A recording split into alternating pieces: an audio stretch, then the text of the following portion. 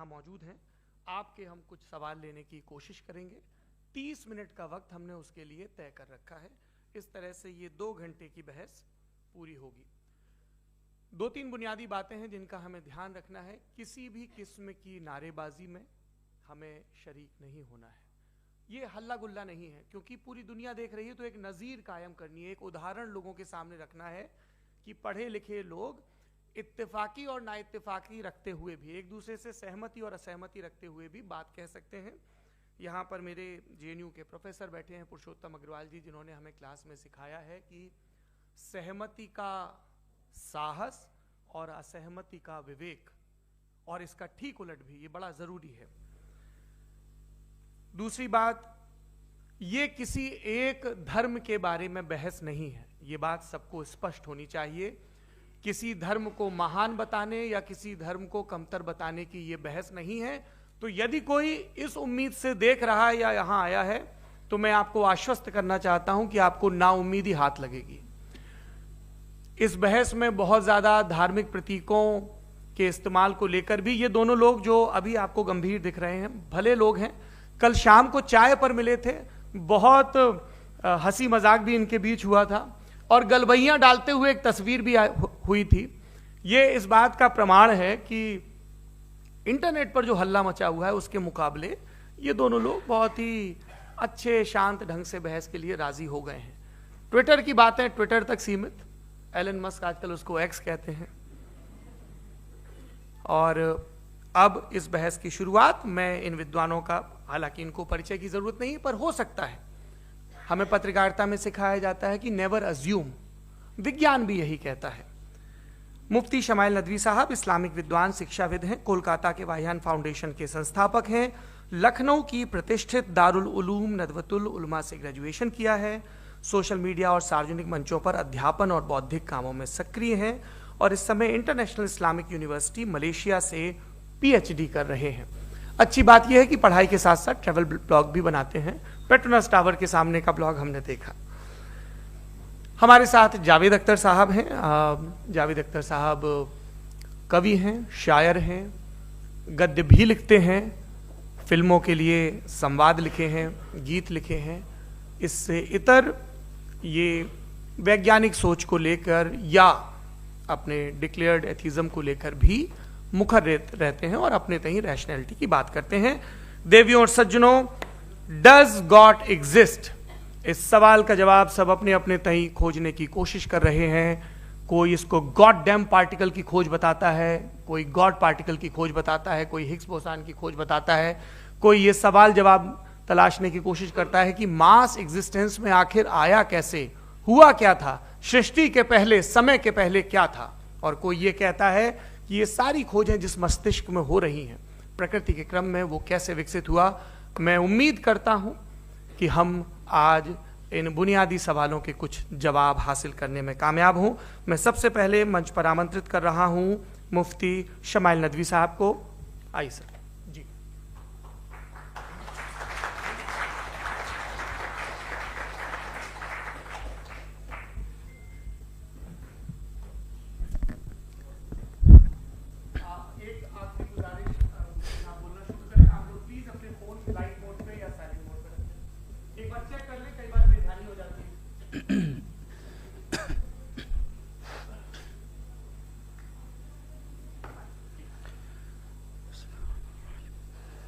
तमाम तारीफ़ें उस क्रिएटर के लिए जिसने इस यूनिवर्स को एक मकसद के तहत पैदा किया है।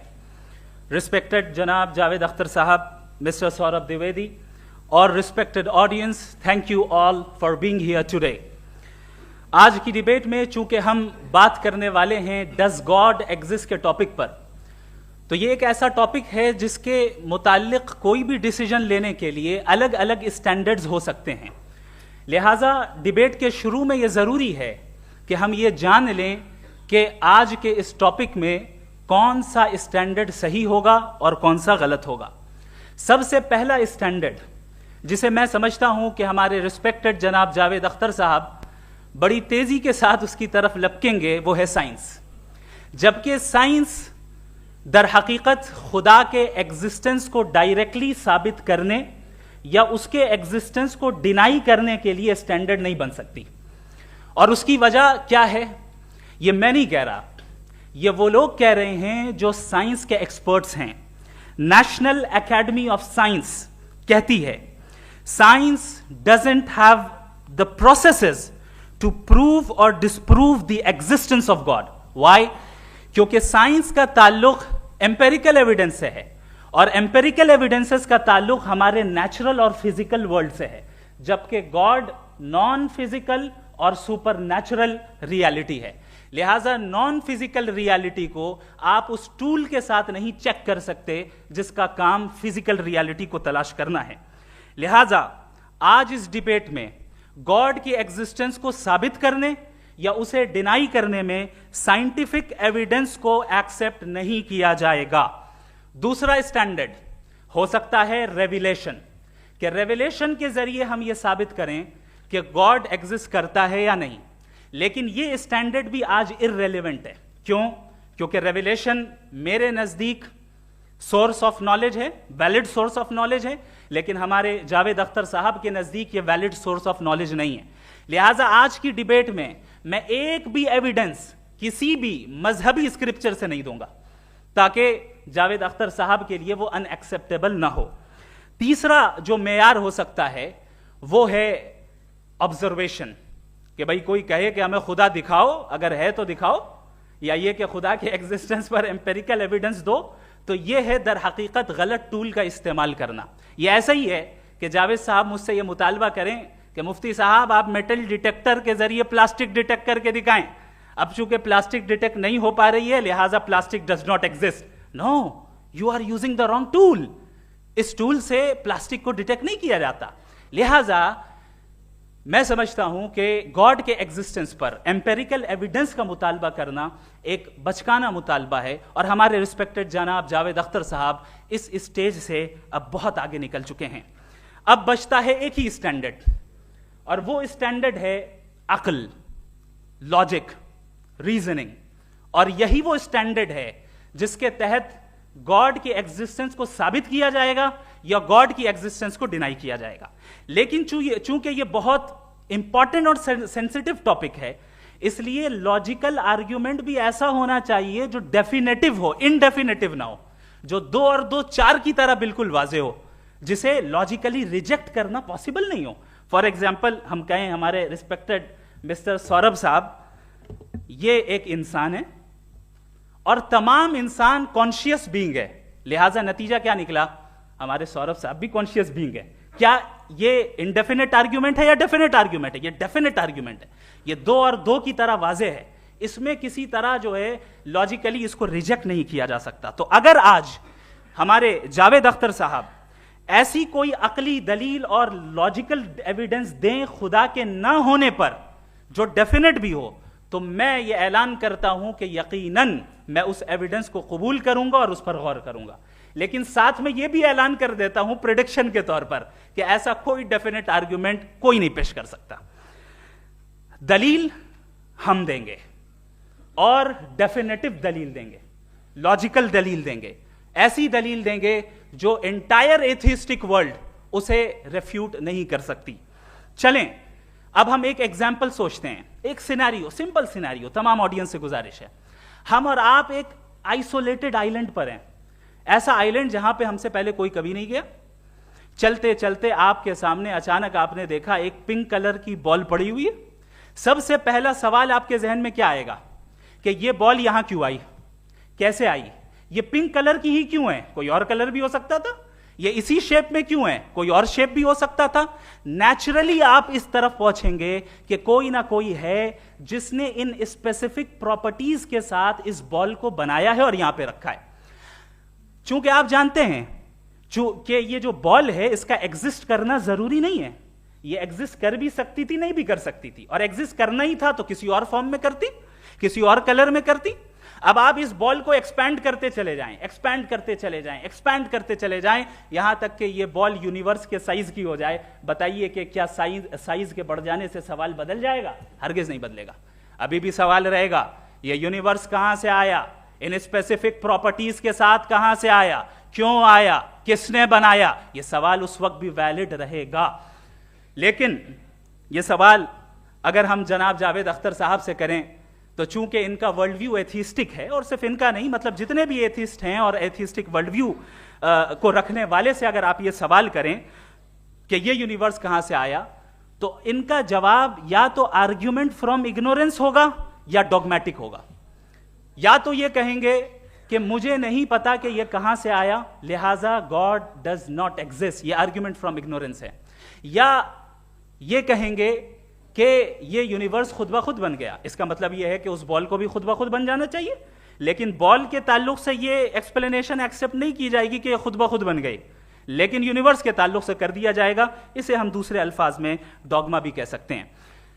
दूसरी चीज, हमारे जावेद अख्तर साहब जरूर गॉड ऑफ गैप्स की मिसाल भी जरूर देंगे, और मिसाल देंगे कि पहले ज़माने में बिजलियां कड़कती थी तो लोगों ने किसी एक खुदा की तरफ, और बारिश होती थी तो दूसरे खुदा की तरफ मंसूब कर दिया, उनके पास दलील नहीं थी। यह हमारा वर्ल्ड व्यू है ही नहीं, यह हमारा वर्ल्ड व्यू है ही नहीं, क्योंकि नेचुरल फिनोमेना के प्रोसेस की इंटरप्रिटेशन को जान लेने से यह कहां से साबित हो गया कि गॉड एग्जिस्ट नहीं करता है। इस पर मैं इंशाअल्लाह अभी आगे बात करूंगा।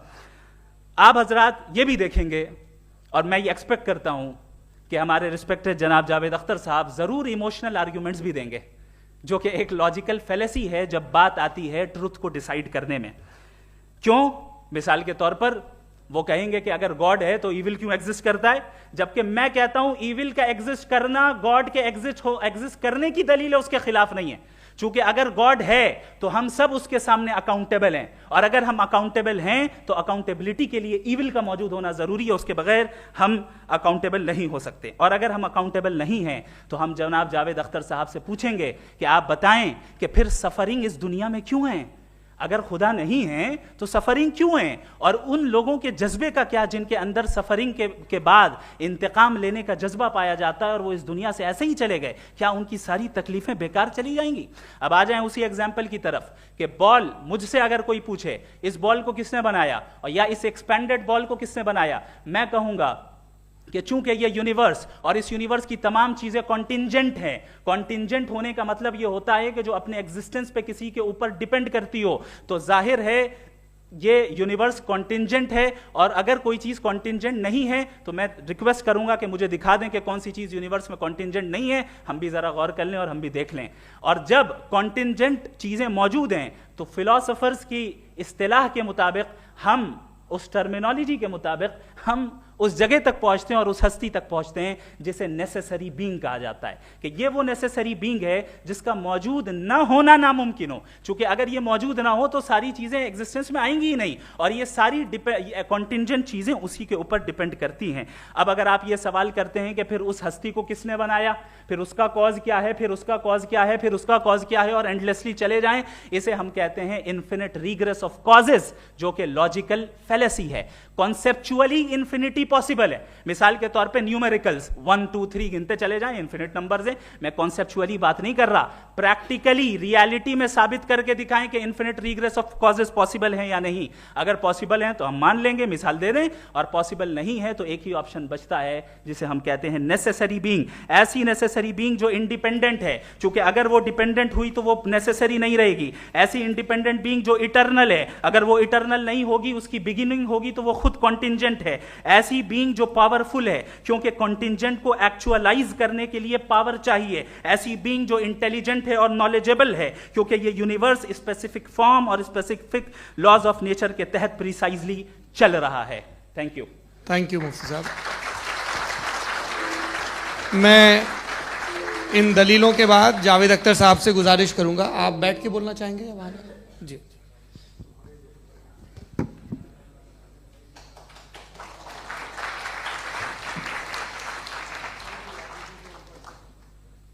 पहले तो मैं मुफ्ती साहब को एक अच्छी खबर देना चाहूँगा कि मेरी नॉलेज साइंस के बारे में बड़ी मामूली है, तो आप फिक्र ना करें उसकी, लेकिन कुछ कॉमन सेंस है मुझ में। देखिए, ये खुदा का तस्वुर कोई नया तस्वुर नहीं है, ये सदियों से रहा है। ये कुछ रिलीजन 3000 साल पुराने होंगे, 4000 साल पुराने होंगे, लेकिन इंसान कोई 10,000 12,000 साल से एग्जिस्ट करता है होमो सेपियन की शक्ल में, और हमेशा कुछ ना कुछ मजहब रहे। ये मजहब जाहिलों के नहीं थे, ये मजहब एक ऐसी ग्रीक सोसाइटी के थे जहाँ बड़े बड़े फिलोसफर पैदा हुए। ये मजहब इजिप्शियंस के थे जिन्होंने पिरामिड्स बनाए थे। ये रोमन्स के थे कि जिनका आर्किटेक्चर और सेनेट यानी पहली बुनियाद डेमोक्रेसी की लिमिटेड थी मगर डेमोक्रेसी थी, ये उन लोगों ने किए थे। तो इनका जो जुपिटर था, रा था, ज़्यूस था, उन्हें उस पर इतना ही एतमाद था जितना आज किसी मजहबी आदमी को अपने खुदा पे होगा। क्रिश्चियनिटी आने से पहले यूरोप में एक मजहब था जर्मेनिक रिलीजन। उसका एक खुदा था, उसकी एक बीवी थी, उसके 2 बेटे थे, एक बेटी थी। फिर जर्मनी में जब यूरोप में क्रिश्चियनिटी आई तो वो खुदा, उसकी बीवी और पूरे ख़ानदान चला गया। तो हमने अगर हम हिस्ट्री देखें तो खुदा जो हैं वो ज़्यादातर फ़नी है, वो हमेशा रहे नहीं। और वो जो लोग इन्हें मानते थे उनको आप कहें वो तो जाहिल थे, उन्हें तो कुछ पता ही नहीं था, ऐसा नहीं है। वो अपने वक्त में बड़े काबिल लोग थे और अपने वक्त में उन्होंने बड़े बड़े काम किए हैं, फिलोसफर्स थे, साइंटिस्ट थे। लेकिन उनका मजहब कहाँ गया, उनके खुदा कहाँ गए? आज जो खुदा हैं दुनिया में लोग उन्हें मानते हैं। आपको क्या मालूम कि कितने बरसों के बाद क्या होने वाला है? हम यूरोप में देखते हैं तो चर्च खाली हैं। तो वक्त के साथ चीज़ें बदलती हैं। जहाँ तक इसका ताल्लुक है मजहबों का, हर मजहब आपसे एक चीज़ मांगता है, फेथ। ये फेथ क्या चीज़ होती है? What is the difference between faith and belief? ये तो बहुत ही अहमकाना बात होगी कि कोई आदमी कहे साहब अगर खुदा है तो मुझे दिखाइए। ये तो जाहिलाना बात हुई। मैंने तो नॉर्थ पोल नहीं देखा है मगर मैं मानता हूँ कि नॉर्थ पोल है। मैं क्यों मानता हूँ? इसलिए कि अगर ये दुनिया राउंड है तो उसका कोई टॉप होगा। कुछ लोग हैं जो वहाँ गए भी हैं, कॉमन सेंस कहता है कि ऐसा होगा, सबूत है, गवाह है, रीज़न है। तो ये मेरा फेथ नहीं है। तो फेथ में और बिलीफ में डिफरेंस क्या है? जो मजहब मांगता है आपसे, हर मजहब फेथ मांगता है। फेथ का मतलब ये है कि ना कोई गवाह हो, ना कोई सबूत हो, ना कोई रैशनल हो, ना कोई लॉजिक हो, ना कोई प्रूफ हो, मगर तुम एक बात को मानो। ये है फेथ। वरना बिलीफ होता। अगर इसमें कुछ भी सबूत होते, गवाह होते, तो फिर इसे आप बिलीफ कहते हैं। जैसे मेरा बिलीफ है कि नॉर्थ पोल है, मेरा फेथ थोड़ी है। फेथ इन तमाम शर्तों को रद्द करता है। तो फिर स्टुपिडिटी क्या है? अगर मैं एक बात ऐसी मानूं जिसकी ना कोई लॉजिक है, ना कोई रैशनल है, ना कोई प्रूफ है, ना कोई गवाह है,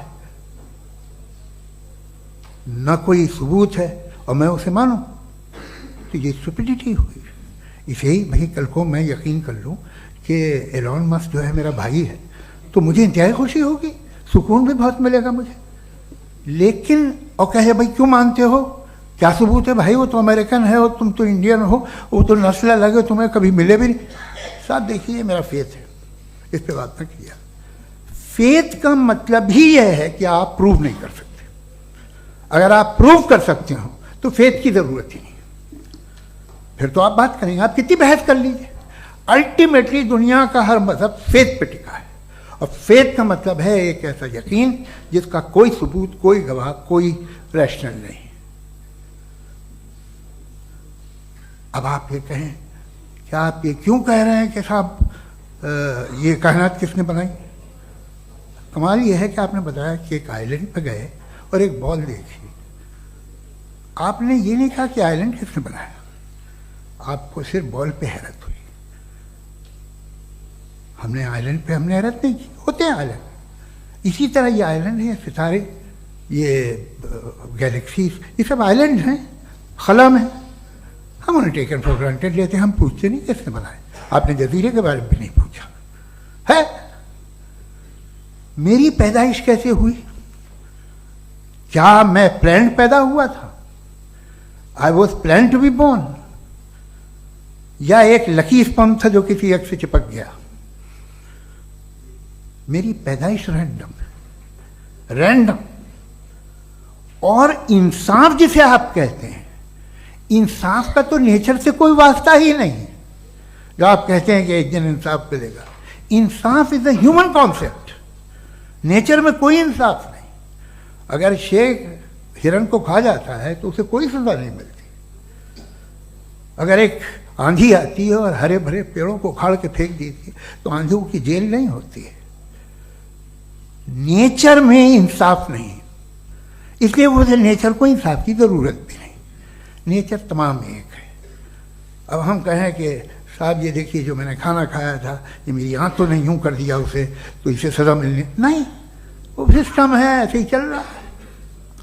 नेचर बगैर इंसाफ के है। इंसाफ इज अ ह्यूमन कॉन्सेप्ट। तो जो आपसे कहता है कि मैं तुम्हें इंसाफ दूंगा, वो इंसानी जहन की पैदावार है। ये नेचुरल है ही नहीं, ये आसमानी है ही नहीं। नेचर का तसव्वुर, इंसाफ का तसव्वुर। भाई आप साथ मिलते हैं, अब आप लेफ्ट हैंड ड्राइव कर दें, ये क्या है? तमाम सच, तमाम नेकी, तमाम शराफत लेफ्ट हैंड ड्राइव है। वरना क्या होगा, या तो आप क्रॉस कर देंगे, आपका एक्सीडेंट हो जाएगा, या आप किसी को मार देंगे, या ट्रैफिक जैम हो जाएगा। झूठ, बेईमानी, रिश्वतखोरी, ये तमाम जो है driving on the wrong side है। इसके ऊपर कुछ नहीं। ये तो हमने बनाया, जैसे हमने लेफ्ट हैंड ड्राइव बनाई है। ये कॉन्सेप्ट ऑफ इंसाफ जो है ये हमारा है, इसका नेचर से कोई वास्ता नहीं। शेर खा जाता है हिरन को, उसे जेल होती है क्या? कुछ भी नहीं, है ही नहीं। तो ये जो दुनिया के रिलीजन प्रॉमिस करते हैं आपसे इंसाफ, इसी से मालूम होता है कि ये मैन मेड है। ये तसव्वुर कहीं और का है ही नहीं। जो नेचर है, कुछ लोग कहते हैं नेचर ही खुदा है, तो नेचर में तो इंसाफ नहीं कहीं। और आप वादा कर रहे हैं कि तुम्हें मरने के बाद इंसाफ मिलेगा। मुझे अगर मिलेगा तो मैं बहुत खुश हूँगा, लेकिन मैं यकीन नहीं कर पाता हूँ, इसलिए कि मैं फेथ नहीं पैदा कर सकता। The very fact that religions demand faith, इसका मतलब है कि उनके पास जस्टिफिकेशन नहीं है। अच्छा था, फिर रिलीजन अगर मॉडरेशन में है, कोई सा भी नहीं, वो आप में कुछ खूबियां भी पैदा करता होगा, देखिए उससे ये फ़ायदा है, वो फ़ायदा है। अल्कोहल जो है वो ज़्यादातर दवाओं में यूज़ होती है, और एक सर्वे किया गया था अमेरिका में कि लॉन्जिटिविटी किन लोगों की है। तो एक तरफ वो लोग थे जो शराब पीते ही नहीं थे, और एक तरफ वो थे जो एक बोतल शराब रोज़ पीते थे। सबसे ज़्यादा लंबी उम्र उनकी है जो 2 पैक नाप के शराब पीते और खाना खाते हैं। मगर हम शराब को बुरा समझते हैं, मैं भी बुरा समझता हूँ। क्यों? ऐसा होता नहीं। कुछ चीज़ों में आदत होती है कि वो बढ़ती है। आज तक में एक आदमी दूध पीता है, आप 10 साल बाद भी मिलेंगे तो एक ही गिलास पीता होगा। ऐसा नहीं होता, सुबह से दूध पीता रहता है। मिल्कोहलिक मैंने नहीं देखे, अल्कोहलिक होते हैं। ये टेंडेंसी है मजहब की कि वो बढ़ता है, जैसे कैंसर बढ़ता है, जैसे शराब बढ़ती है। कुछ लोग होंगे जो उसे सही तरह से यूज़ करते हैं। मुझे यकीन है कि हमारे मुफ्ती साहब भी उनमें से एक हैं, इनसे बहुत खुशी हुई मुझे इनसे मिलकर।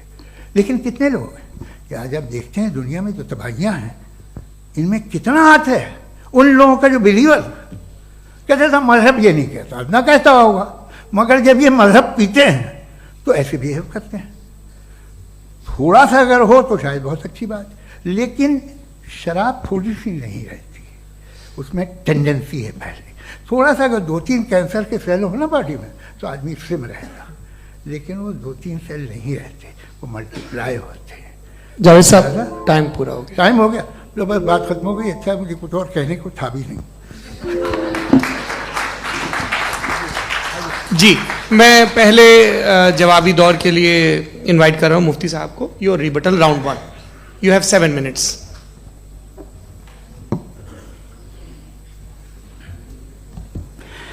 Thank you very much Javed साहब। आपकी बात को सुनकर बड़े महजूज हुए हम लोग। महजूज, do you understand? We enjoyed. Okay, अब थोड़ा सा लॉजिकली उसको हम लोग देखते हैं। दरअसल हम लोगों ने कल गुजारिश की थी मुफ्ती साहब से भी, जावेद साहब से भी, कि हिंदुस्तानी जबान आम फहम सबको समझ में आ जाए और जहां कहीं आप मुश्किल शब्द इस्तेमाल करें वहां बताते भी चलें। Thank you. तो सबसे पहले हमारे रिस्पेक्टेड जावेद साहब ने हवाला दिया कि खुदा फानी है, कितने मजहब आगे चले गए, किसी ने जुपिटर को खुदा माना, किसी ने किसी को माना। मैं कहता हूं जिसने कॉन्टिंजेंट चीज को खुदा माना, गलत माना, वो खुदा ही नहीं, वो खुदा ही नहीं है।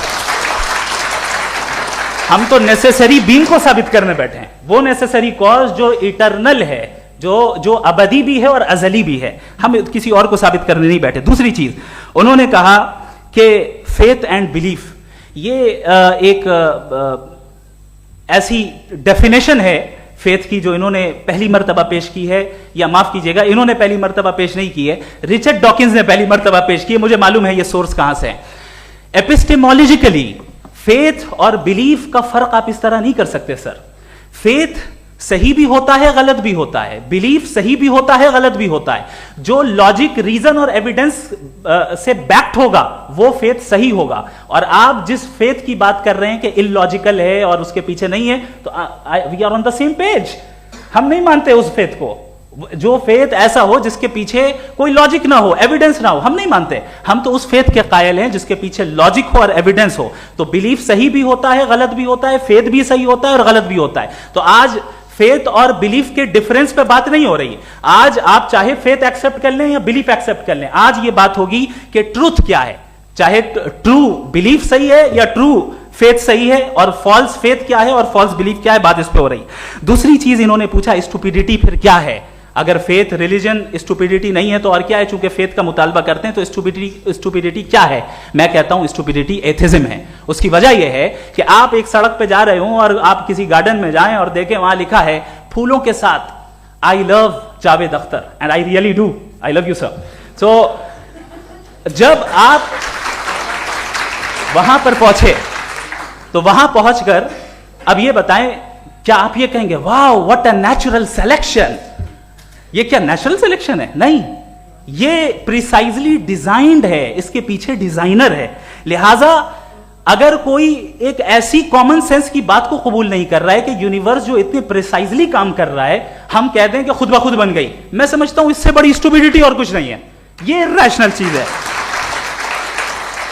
फिर हमारे सर ने कहा कि आपने बॉल पे फोकस किया, आइलैंड पे फोकस नहीं किया। अरे आइलैंड को किसने बनाया यही समझाने के लिए तो बॉल की मिसाल दे रहा हूं। और बॉल भी कॉन्टिंजेंट है, आइलैंड भी कॉन्टिंजेंट है, दोनों नेसेसरी बीइंग का मुतालबा करते हैं। आगे इन्होंने कहा कि नेचर में कोई इंसाफ नहीं है। हम डिसाइड करते हैं कि मोरालिटी क्या होती है, इंसाफ क्या होता है। हम डिसाइड करते हैं, जैसे ड्राइविंग सीट में ट्रैफिक वाला, ये तो किसी खुदा ने नहीं कहा, ये है, इसे कहते हैं फॉल्स इक्विवेलेंस। ये एक लॉजिकल फेलेसी है। आपने जो है मिसाल दी ड्राइविंग की और ट्रैफिक की, ये सब्जेक्टिव मोरालिटी है।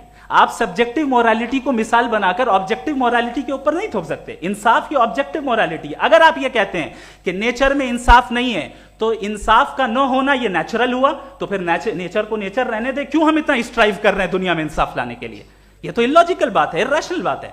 इसलिए बहुत सी चीजें ऐसी हैं जो ऑब्जेक्टिवली जो है इविल या गुड हैं, और बहुत सी चीजें ऐसी हैं जो सब्जेक्टिवली हैं। सब्जेक्टिवली जो मोरल होता है या इमोरल होता है उसको हम सोशल कंसेंसस से या पर्सनल प्रेफरेंस से डिसाइड करते हैं। लेकिन जो ऑब्जेक्टिव मोरालिटी है, जिसमें इंसाफ आया, जो इन्होंने बार बार रिपीट किया, ये ऑब्जेक्टिव है, सब्जेक्टिव नहीं है। अगर आप कहते हैं ये सब्जेक्टिव है तो मेरा सवाल आपसे ये है, क्या सोशल कंसेंसस के जरिए अगर जुल्म को सही करार दे दिया जाएगा तो आप जुल्म को जस्टिफाई करेंगे?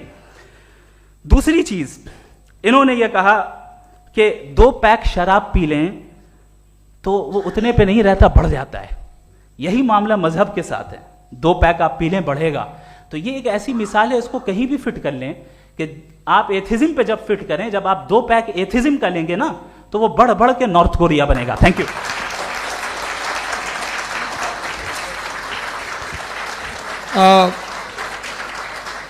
फर्स्ट राउंड के रिबटल के लिए मैं जावेद साहब को इनवाइट कर रहा हूं। आपके पास 7 मिनट का वक्त है, रीसेट कर दीजिएगा प्लीज। मुझे इस बात की खुशी है कि मुफ्ती साहब ने भी मान लिया कि नेचर में कोई इंसाफ नहीं है। तो कोई भी चीज़ जो इंसान ने नहीं बनाई है उसमें इंसाफ नहीं होता है। एक बात मैं आपसे अर्ज करूं, जरा पता लगा लीजिएगा, ये जो आप बाग में जाते हैं बेहद खूबसूरत फूल देखते हैं ना, इनमें से कोई नेचुरल नहीं है। ये सारे फूल क्रॉस करके बनाए गए हैं। जो जंगल में फूल होते हैं निहायत मामूली होते हैं, ये फूल इंसानों ने बनाए हैं। जो आप बाग में देख के वाह वाह कहते हैं, ये इंसानों के बनाए हुए हैं। डिफरेंट फूलों को क्रॉस करके, डेवलप करके, फिर क्रॉस करके इस तरह से बनाए गए। नेचुरल फ्लावर नहीं। किसी जंगल वीरान में जाके आप गुलाब के फूल नहीं देखेंगे। ये सब बनाए हुए इंसान ने, बहुत से काम इंसान ने किए हैं। बाकी है कि आपने मेरी एक बात का जवाब नहीं दिया, जिससे मुझे शिकायत है कि फेथ क्या है और आप फेथ मांगते क्यों हैं मुझसे? आप तो लॉजिकल हैं, आपके पास तो सारे रैशनल्स हैं, आपके पास सारे सबूत हैं, तो आपको फेथ की डिमांड क्यों करते हैं कि भाई तुम सरेंडर कर दो और सवाल मत करो?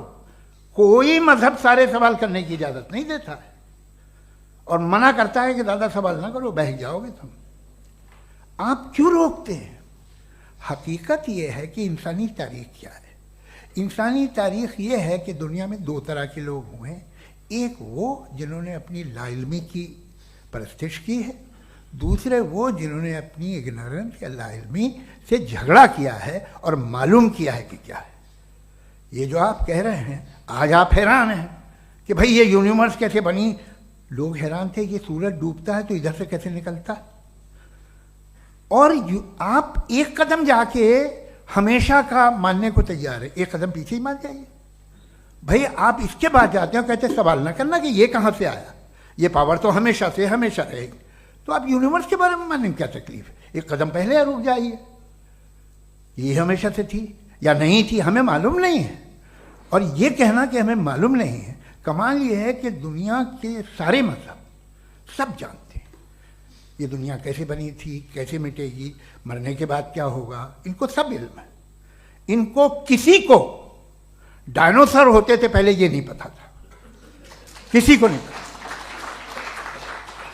किसी भी दुनिया की मजहबी किताब में डायनासोर का जिक्र नहीं है। लेकिन बाकी सब बातें, how to make universe in 4 easy lessons and बाकी सब पता है। जिसको सब पता है वो गड़बड़ है। हम में ये इंकिसार, ये ह्यूमिलिटी होनी चाहिए कि हम ये कहें कि हमें ये बहुत सारी बातें नहीं मालूम, लेकिन हम उनकी परस्तिश ना करना, अपनी लाइल्मी को की परस्तिश ना करें, हम उसे पता लगाने की कोशिश करें। जिस दुनिया में आप बैठे हैं सर, ये हॉल जो है, ये इलेक्ट्रिसिटी जो है, ये माइक जो है, जिस हवाई जहाज से आप आए थे, वो जिस कार से आप यहाँ आए हैं, ये सब उन लोगों की बनाई हुई है जिन्होंने सवाल किए थे। ये दुनिया जिसमें आप आज आराम से हैं, ये उन लोगों की बनाई है कि जिन्होंने सवाल किए थे। और हर स्टेज पे इन सवालों को मकरूह कहा गया था, गलत कहा गया था। आप जरा तारीख पढ़िए, एक बड़ी दिलचस्प किताब है बर्ट्रैंड रसेल की, जिसमें उसने रिलीजन एंड साइंस कि कब से रिलीजन जो है साइंस के अगेंस्ट है। और हद तो यह है कि भाप के इंजन के खिलाफ थे, स्टीम इंजन के भी खिलाफ थे, और फतवे हुए उन पर, वेटिकन ने दिए। तो ये हमेशा, अभी जैसे ही ये राइट विंगर आते हैं अमेरिका में पावर में, तो वो जो अपना ये क्या बोलते हैं उसे, सीड क्या वर्ड है, सीड क्या जो, हाँ नहीं सीड जो होते हैं जिन पे जी, नहीं भाई, वो जो ह्यूमन बॉडी के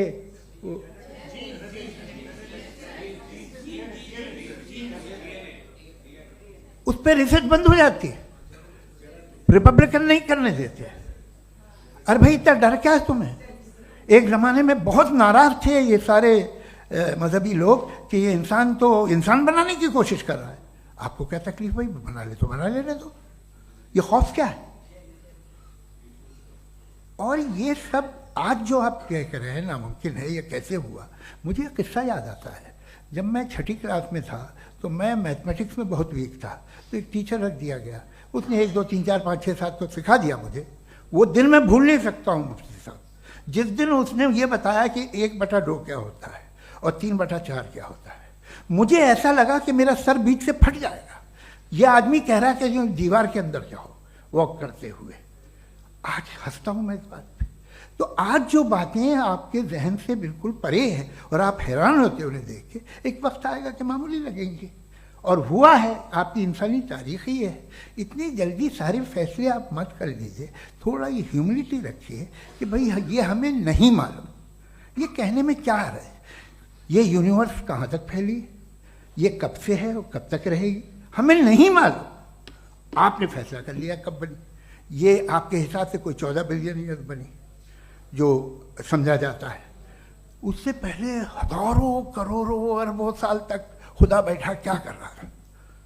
खामोश बैठा था, ऐसे ही जमाइयाँ ले रहा था। फिर उसे आइडिया आया, यार एक काम करते, वक्त अच्छा गुजर जाएगा, यूनिवर्स बनाते। सोचिए, वो तो हमेशा से है ना, मगर यूनिवर्स हमेशा से नहीं है, ये तो बनाई गई है। और उससे पहले क्या था, इनका क्या काम था? कैसी बात है, ये बड़ा आसान है। जो बात हमें आज धीरे धीरे पता चली है, बरसों 2000 और 2500 साल पहले आपको किसी ने बता दिया कि क्या था, आप मान गए, और तब से वही मान रहे हैं जो 2500 साल पहले कहा गया था। सब कुछ बदल गया है, सॉल्व हो रही हैं चीज़ें। अभी साइंस बिल्कुल दावा नहीं करती, या कोई फिलोसफर ये दावा नहीं करता कि हमें सब मालूम, बल्कि वो कहता है कि हमें जितना मालूम होता है उससे ये मालूम होता है कि हमें कितना कम मालूम। तो हम अपनी जहालत से लड़े, उसकी परस्तिश न करें। जी, time. Thank you so much. मैं तर्कों की श्रृंखला में राउंड 2 के लिए मुफ्ती साहब को आमंत्रित कर रहा हूं। आपके पास एक बार फिर से 7 मिनट का वक्त है। शुक्रिया। जनाब जावेद अख्तर साहब कई मर्तबा दोहरा रहे हैं कि फेथ का मतलब बताइए, फेथ का मतलब बताइए। मैंने बता दिया, फेथ सही भी होता है, गलत भी होता है। और आज हम फेथ पे बात नहीं कर रहे, हम ट्रुथ और डज गॉड एग्जिस्ट पे बात कर रहे हैं। क्या डज गॉड एग्जिस्ट, ये ट्रुथ यानी गॉड है या नहीं है, इसमें से दोनों ट्रुथ क्या है। अब आप उसे फेथ कह लें, बिलीफ कह लें, नॉट माई बिजनेस। उसके बाद आपने कहा कि भाई सवाल करने से मजहब रोकता है। मैं कहता हूं जो रोकता है वो रोकता होगा, मैं नहीं रोकता, बल्कि सवाल करें, सवाल करना चाहिए। सवाल कर करके तो हम आगे बढ़ते हैं, तरक्की करते हैं, और इसीलिए मैं आज यहां पे आया हूं। लेकिन सवाल सिर्फ खुदा से नहीं होगा, आपसे भी होगा। सवाल एथिज्म से भी होगा, सवाल सिर्फ मजहब से नहीं होगा, सबसे होगा। और आज मैं सवाल करूंगा और उम्मीद है कि आप जवाब देंगे। अभी तक आपने वैसे कॉन्टिंजेंसी आर्गुमेंट का कोई जवाब नहीं दिया है। चलें, आपने कहा यूनिवर्स के बारे में इटर्नल क्यों नहीं बोल देते। ये चूंकि लॉजिकली पॉसिबल ही नहीं है कि यूनिवर्स इटर्नल हो। यूनिवर्स एक कॉन्टिंजेंट चीज है जो टाइम एंड स्पेस के पाबंद है, टाइम एंड स्पेस से बाउंड है। जो टाइम एंड स्पेस से बाउंड होगा वो कॉन्टिंजेंट होगा, जो कॉन्टिंजेंट होगा वो उसकी बिगिनिंग हुई होगी, जिसकी बिगिनिंग हुई होगी वो इटर्नल नहीं हो सकता। ये तो कॉमन सी बात है। आपने कहा कि किसी मजहबी किताब में डायनासोर का जिक्र नहीं है। अफसोस कि आज तक किसी मैथमेटिक्स के किताब में मुझे डायनासोर का जिक्र नहीं मिला। तो इसका मतलब मैथमेटिक्स की किताब बेकार है? नहीं, उसका वो टॉपिक नहीं है। रेवलेशन का और मजहबी किताबों का टॉपिक ये नहीं है कि आपको आके बताए साइकिल कैसे बनाते हैं, या आकर ये बताएं कि जो है डायनासोर कब था। वो तो मोरालिटी सिखाने आया है, गॉड के बारे में बताने आया, नॉन फिजिकल रियलिटी की हकीकत को सिखाने के लिए आया। रिलीजियन साइंस को रोकता है? नहीं रोकता। अगर रोकता है तो गलत करता है। रिलीजियन साइंटिज्म को रोकता है, जिसमें हमारे जावेद साहब मुब्तला हैं।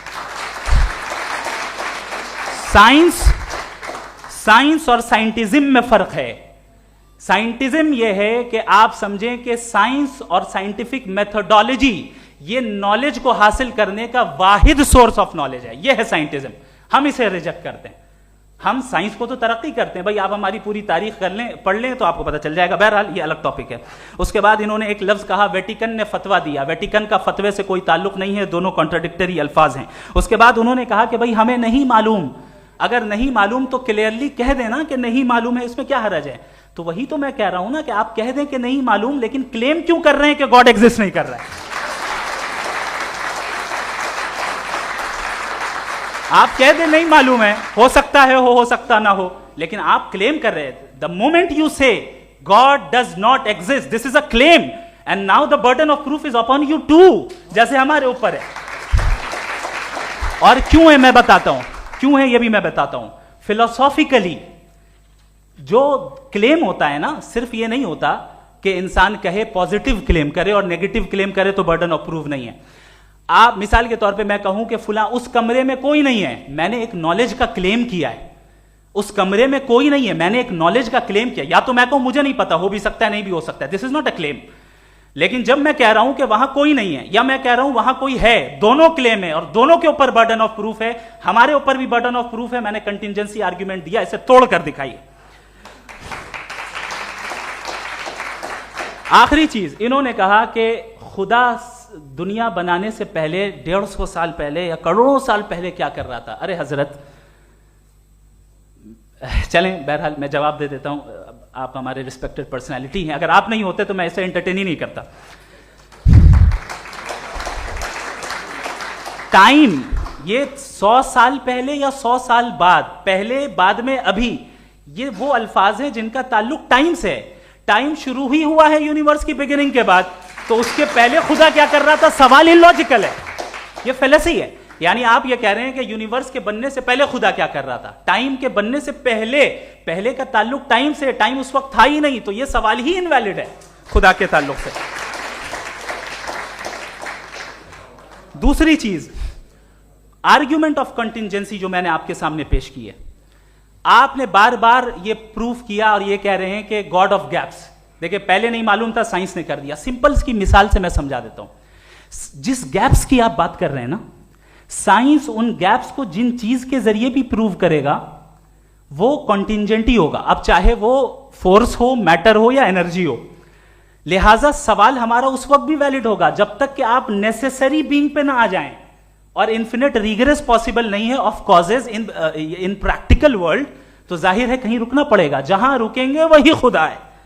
दूसरी चीज, आपने ये कहा, क्या कह रहा था मैं, किस पॉइंट को? What? Oh no, after that. Just now. हाँ, जहां रुकेंगे वही खुदा है। बहरहाल, तो टाइम का जिक्र हो गया, गॉड ऑफ गैप, सॉरी, या इसकी एक मिसाल आप ले लें।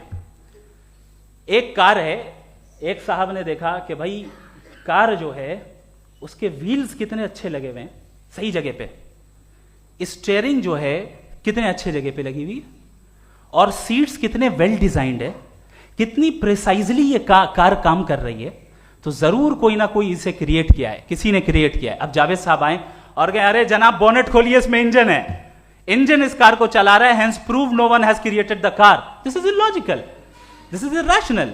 आपने इंजन के जरिए उस गैप को तो साबित किया, लेकिन क्या उससे कार की जो क्रिएशन है और उसका जो क्रिएटर है ये इम्पॉसिबल हो जाए, ऐसा पॉसिबल है? उसका सवाल खत्म हो जाए, ऐसा पॉसिबल है? नहीं। आपने गैप्स को फिल करके, कॉन्टिंजेंट चीजों से गैप्स को फिल करके हमारे ऑब्जर्वेशन को और ब्रॉड कर दिया। अब हमें और पता चल गया कि ये जो कार है इसका सिस्टम कितना ज्यादा कॉम्प्लेक्स है। पहले कम समझते थे, अब कॉम्प्लेक्सिटी और ज्यादा वाजे हो गई। अब हमें समझ में आ रहा है कि हमारी सर्टेनिटी और बढ़ गई कि जरूर इस कार को किसी ना किसी ने बनाया। यही मामला यूनिवर्स का है। साइंस हमेशा फिजिकल वर्ल्ड की चीजों को ही फिल करती जाएगी और फिजिकल चीजों से ही करती जाएगी, चूंकि एम्पेरिकल एविडेंस का ताल्लुक फिजिकल वर्ल्ड से है। आप साइंस के जरिए मेटाफिजिकल रियलिटी को कभी साबित नहीं कर सकते। ये रॉन्ग टूल का इस्तेमाल करना है। ये वही काम है कि आप मेटल डिटेक्टर से प्लास्टिक डिटेक्टर करने चलें, जो कि जाहिर है सही नहीं है। Thank you.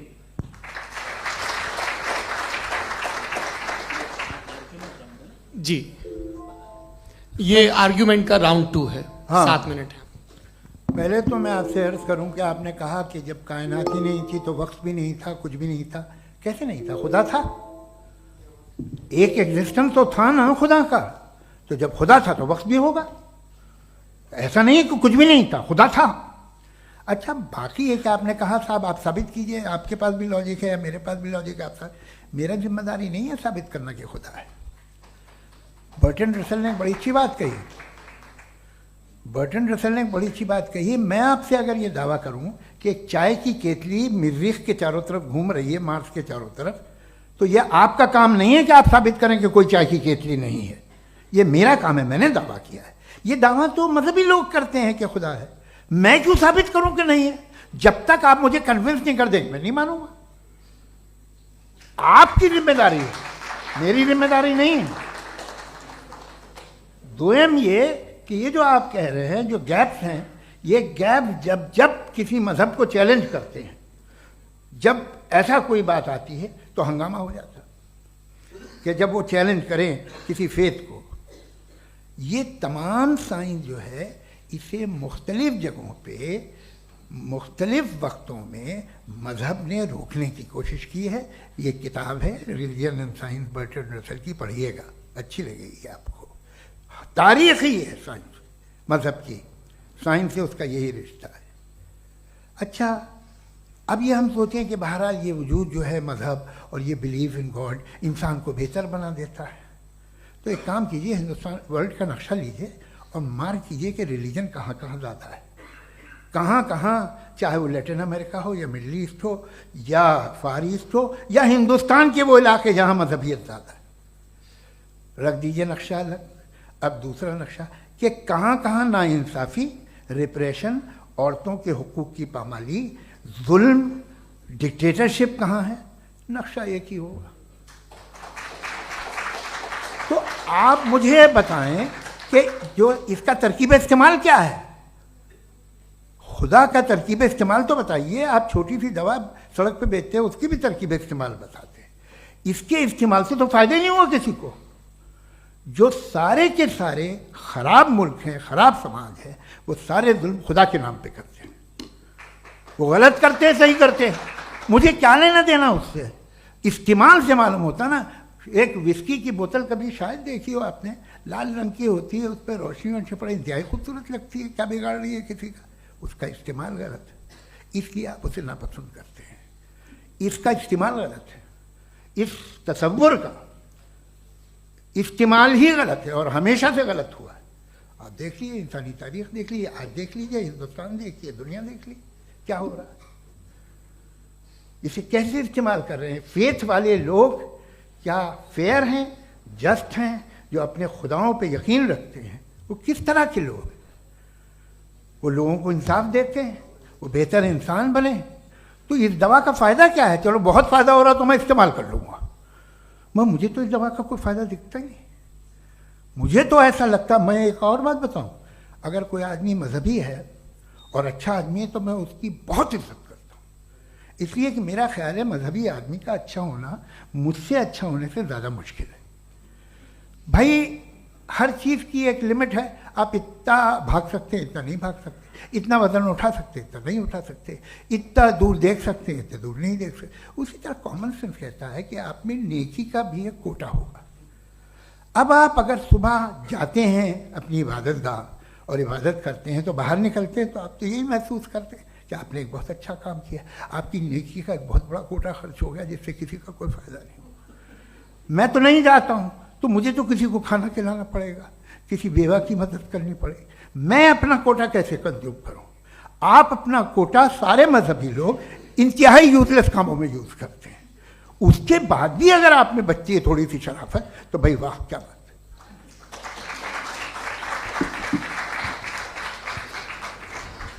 एक तो मुझे ये बात बहुत अच्छी लग रही है कि दोनों ही विद्वान समय को मानते हैं और बहुत समय से अपनी दलीलें और बाज दफ़ा समय से पहले अपनी तकरीरें पूरी करके अपनी अपनी कुर्सी पर बैठ रहे हैं। ये इस आर्ग्यूमेंट का राउंड 2 पूरा हुआ। अब रिबटल का राउंड 2 है और उसके बाद क्रॉस एग्जामिनेशन होगा। नहीं, आपका आर्ग्यूमेंट हो गया सर। हमारे यहाँ स्कूल के सिलेबस में पंच परमेश्वर कहानी पढ़ाई जाती है, प्रेमचंद जी की लिखी हुई। आप निश्चिंत रहिए, आपके कोई राउंड में मिस नहीं होने दूंगा। रिबटल का राउंड 2 मुफ्ती शमाइल नदवी साहब।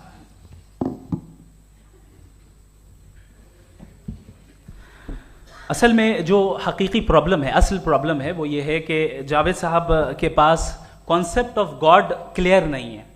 इन्होंने कहा कि कायनात से पहले खुदा तो था, तब भी तो टाइम होगा। ये टाइम कायनात का हिस्सा है। हम खुदा, उस खुदा को मानते हैं नेसेसरी बीइंग का टाइमलेस होना जरूरी है, चूंकि वो टाइम का क्रिएटर है। जब उसने टाइम को क्रिएट किया तो वो खुद टाइम पे कैसे होगा? उसने जब स्पेस को क्रिएट किया तो खुद स्पेस में कैसे होगा? अगर वो टाइम एंड स्पेस को पहले से ही उसका पाबंद है तो फिर किस चीज को उसने क्रिएट किया? लिहाजा ये सवाल गलत है कि खुदा था तो टाइम होगा। बिल्कुल नहीं, टाइम के पाबंद हम है, खुदा नहीं है। हम फिजिकल वर्ल्ड से ताल्लुक रखते हैं, वो मेटाफिजिकल रियलिटी है।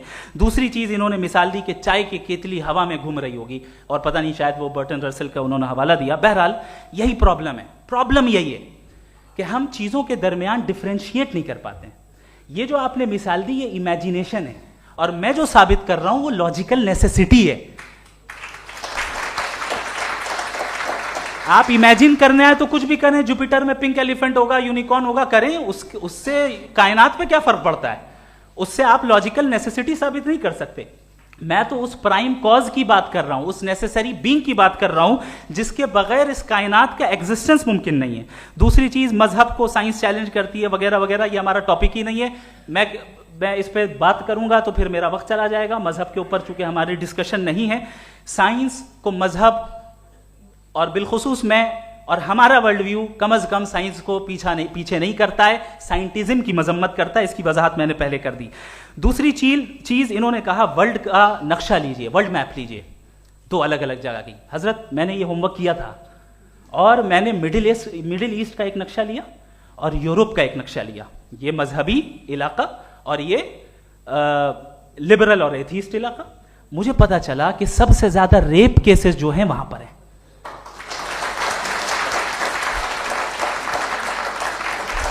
मुझे ये पता चला यूएन की रिपोर्ट के मुताबिक, मैं अपने घर से नहीं लेके आ रहा, कि जो वर्किंग वुमेन है यूरोपियन कंट्रीज में, उसमें 81% वुमेन सेक्सुअल हैरेसमेंट का वर्क में शुमार हो रही है। ये मिडिल ईस्ट में नहीं हो रहा है, वो मजहबी लोग हैं इसलिए नहीं हो रहा है। दूसरी चीज आपने ये कहा कि मजहबी आदमी का अच्छा होना हमारे अच्छे होने से बहुत मुश्किल है, बहुत मुश्किल है। तो इसका मतलब यह है कि गॉड के अलावा आपके पास अच्छे और बुरे का कोई स्टैंडर्ड है। मैं चाहूंगा कि कन्वर्सेशनल स्टाइल वाले डिस्कशन और सेगमेंट पे इसी पे बात कर लेते हैं। Thank you very much.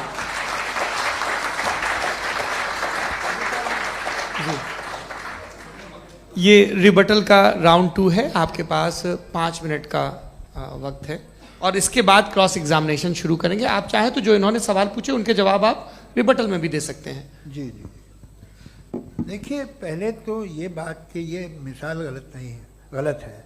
इन्होंने पहले ही हमको डिसार्म कर दिया, कह लिया अकल से मामला सॉल्व नहीं हो सकता, लॉजिक से आप पहुंच नहीं सकते। ये एक मेटाफिजिकल चीज़ है। मेटाफिजिकल अजीब सा लफ्ज़ है, ठीक से किसी को माने नहीं मालूम इसके, तो ऐसा लगता है कुछ बड़ी चीज़ है। अरे भाई क्या होता है मेटाफिजिकल, बताओ, खड़ी हो। ये एक लफ्ज़ है जो कहीं भी इस्तेमाल हो जाता है। जब आप एक बात कर रहे हैं और आप मुझसे बहस कर रहे हैं तो मुझे मेटाफिजिकल मत बताइए, आप लॉजिकली मुझे प्रूव किए। और अगर लॉजिकली आप नहीं बात करते साहब ये मेटाफिजिकल है, तो फिर हम आप बात क्या कर रहे हैं? मेरा आपका किस ज़बान में कॉन्वर्सेशन हुआ? और ये कहना कि वक्त पहले नहीं था, तो फिर क्यों कहते हैं ये हमेशा से और हमेशा रहेगा? हमेशा वक्त है, तो आप कैसे कहते हैं वो हमेशा से है और हमेशा रहेगा? हमेशा का मतलब है कोई वक्त, अगर वक्त ही नहीं है तो हमेशा कैसे? बाहर वो रहेगा। अब मैं ये देखता हूँ, आपने कहा ना कि वहाँ रेप ज़्यादा होते हैं, तो हम एक बात देखते हैं कि दुनिया जिस पे वो कादर मुतलक है, जिसकी मर्ज़ी के बगैर पत्ता भी नहीं हिलता, ओमनीपोटेंट है, ये दुनिया चल कैसे रही है? और इस दुनिया का हाल क्या है? 45,000 बच्चे जो 10 साल की उम्र से कम थे वो गाजा में मरे। भूख से काला हांडी में बच्चे मरते हैं और डिप्थेरिया से मरते हैं। डिप्थेरिया अजीब मर्ज है, गले में जाली बनना शुरू होती है, बच्चा नीला हो जाता है, गरीब का बच्चा, इसलिए कि उपास इलाज में। ये कादर मुतलक है, जो चाहे कर दे। इससे आप दुआएं मांगते हैं हमारी ये काम कर दे वो कर दे, तो इसका मतलब डे टू डे लाइफ में वो इंटरफेयर करता है और ये देख रहा है वो। अगर वो वाकई भी है फॉर डिस्कशन सेक, तो मैं जब दुनिया देखता हूँ तो मेरे दिल में उसके लिए कोई इज्जत नहीं पैदा होती। ये क्या कर रहे हो तुम पूरे ऑल पावरफुल हो, ओमनीपोटेंट हो, ओमनी प्रेजेंट हो। तुम तो वहाँ गाजा में रहे होगे ना, तुम हर जगह हो। तुम देख रहे थे कि बच्चे की कैसे धज्जियाँ उड़ रही, तुम देख रहे थे और तुम चाहते हो मैं तुम्हारी परस्तिश करूँगा, तुम हो भी। अरे यार, इससे अच्छे तो हमारे चीफ प्राइम मिनिस्टर हैं, कुछ तो ख्याल करते हैं। कमाल है। आप किसकी इबादत कर रहे हैं?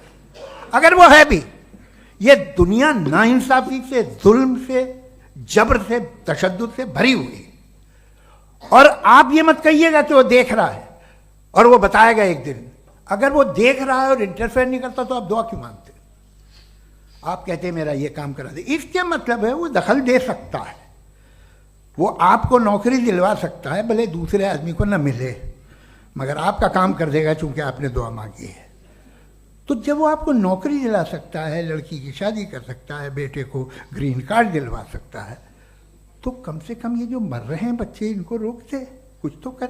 मुझे तो दुनिया में, इस दुनिया का कोई मालिक है, इसका ओमनीपोटेंट कोई रूलर है, और ये दुनिया ऐसी चल रही है।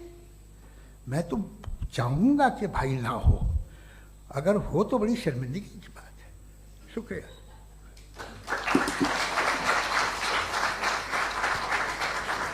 देवियों और सज्जनों, इस बहस के 2 राउंड और 2 रिबटल पूरे हो चुके हैं। अब सबसे ज़रूरी और सबसे मुश्किल राउंड शुरू हो रहा है, क्रॉस एग्जामिनेशन का। अब इन विद्वानों की सज्जनता की एक परख भी होगी और वक्त हमने 16 मिनट का तय किया है। पहला सवाल आप पूछना चाहेंगे? जी बिल्कुल। पहले बोले भी आप आप माइक ले लीजिएगा हाथ में, ये नीचे से ऑन किया।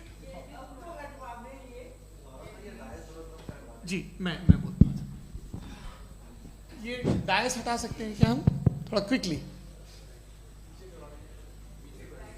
डायस पीछे कर दीजिए बस थोड़ा सा, है, ताकि ये जो दाएं बाएं लोग बैठे हैं, इसे हटा ही दीजिए। अब हम वहाँ तो जाने वाले नहीं, आराम से आराम से।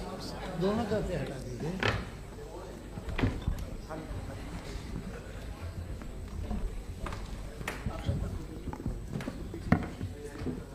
इस बीच आप लोग भी अपने अपने सवाल तैयार कर लें। ये ध्यान रखेंगे कि मैं यहाँ से सवाल लूँगा, आप लोगों को अपना हाथ ऊपर करना है, अपना नाम बताना है और अधिकतम 3 वाक्यों में अपना सवाल पूरा करना है। कई लोग सवाल की जगह भाषण देने लगते हैं, उससे आज बचना है। जी मुफ्ती साहब, पहला सवाल आपका, 16 मिनट हैं, हम दोनों लोगों के सवाल लेंगे। जी जी बहुत शुक्रिया। आपकी जो अभी बात हुई बहुत अहम थी, मैं इसको चाहूँगा कि आगे डिस्कस करूँ, लेकिन चूँकि अभी ये वो सेगमेंट है क्रॉस एग्जामिनेशन, तो सबसे पहला सवाल आपसे ये है कि जो मैं इतनी देर से कॉन्टिंजेंसी आर्ग्यूमेंट आपको बता रहा था, ये अकल से ही बता रहा था हजरत, आप ये बताएं कि आप इन्फिनिट रिग्रेस ऑफ कॉजेस को पॉसिबल मानते हैं या नेसेसरी बीइंग के एग्जिस्टेंस को सही समझते हैं? चूंकि 2 ही ऑप्शन हो सकता है, आप ये बताएं। देखिए, आपको मैं ईमानदारी से बात करूं, एक तो मैं कॉन्टिजेंसी वर्ड ठीक से समझता नहीं, और इस वक्त भी जो आपने अंग्रेजी के अल्फाज इस्तेमाल किए वो ज़रा थोड़े से मुझे डिफ़िकल्ट और कॉम्प्लिकेटेड लगे, तो आप ज़रा सिंपल ज़बान में सवाल कर सकते हैं? बिल्कुल कर सकता हूँ। जी। यूनिवर्स की हर चीज़ कॉन्टिंजेंट होने का मतलब ये है कि वो अपने एग्जिस्टेंस में किसी के ऊपर डिपेंडेड है। जो भी चीज़ डिपेंडेड होगी वो चीज़ इंडिपेंडेंट नहीं हो सकती, तो उसका कोई ना कोई कॉज होगा। तो अब आप क्या समझते हैं कि ये इन्फिनिट रिग्रेस है, यानी कॉज पर कॉज, कॉज पर कॉज, कॉज पर कॉज, और कभी कोई यानी ये एंडलेसली चलता रहा? क्योंकि अगर ऐसा होगा तो हम तो एग्जिस्टेंस में आते ही नहीं। लॉजिकली ये मुत्तफक अलैह चीज़ है, मुत्तफक अलैह, अग्रीड अपॉन। ओके, इस पे हमने एग्री किया था कि मुश्किल शब्द आएगा तो अर्थ बताना पड़ेगा। तो इन्फिनिट रिग्रेस तो पॉसिबल नहीं है, तो कहीं ना कहीं आपको रुकना पड़ेगा ऐसे नेसेसरी बीइंग पर। नहीं, कोई जरूरत नहीं रुकने की। किसने कहा आप रुकना पड़ेगा? आप रुकते हैं खुदा पे, आप नहीं रुकते। आप कहते हैं वो हमेशा से, जब उस वक्त से जब वक्त नहीं था। आप कहाँ रुकते हैं कि अब हुआ था वो? आप नहीं कहते। हम क्यों नहीं मान सकते कि यूनिवर्स जो है और बल्कि मल्टीवर्सेस जो है वो हमेशा से हैं, वो बनती है, बिगड़ती है। एक हमारे यहाँ एक चीज़ है ब्लैक होल, वो समेट लेता है वापस, फिर ब्लास्ट होता है, फिर फैल जाता है। और इसमें हमारी तो खैर कोई औकात ही नहीं है। इंसान की एक छोटे से ज़र्रे पे हम 50-60 साल की उम्र रखते हैं, जो करोड़ों अरबों साल की कायनात है उसमें, और पैदा भी नहायत ही बेहुदा वजह से हुए थे। तो इसमें ये सोचना कि इसकी वजूहात और ये क्यों है, ये डिपेंडेंट है, ये हम देख रहे हैं। क्या मालूम, आप सोचिए कि ये जो फैल रही है कायनात, ये कहाँ फैल रही है, ये कहाँ जा रही है, और ये फैल क्यों रही है? अरे बना ली थी तुमने, रुको भैया, काफ़ी है। ये फैल क्यों रही है? ये और कौन सी कायनात जिसे मैं दूरबीन से देखता हूँ तो 2 बिलियन लाइट ईयर पे है, उससे मेरा कोई वास्ता ही नहीं है।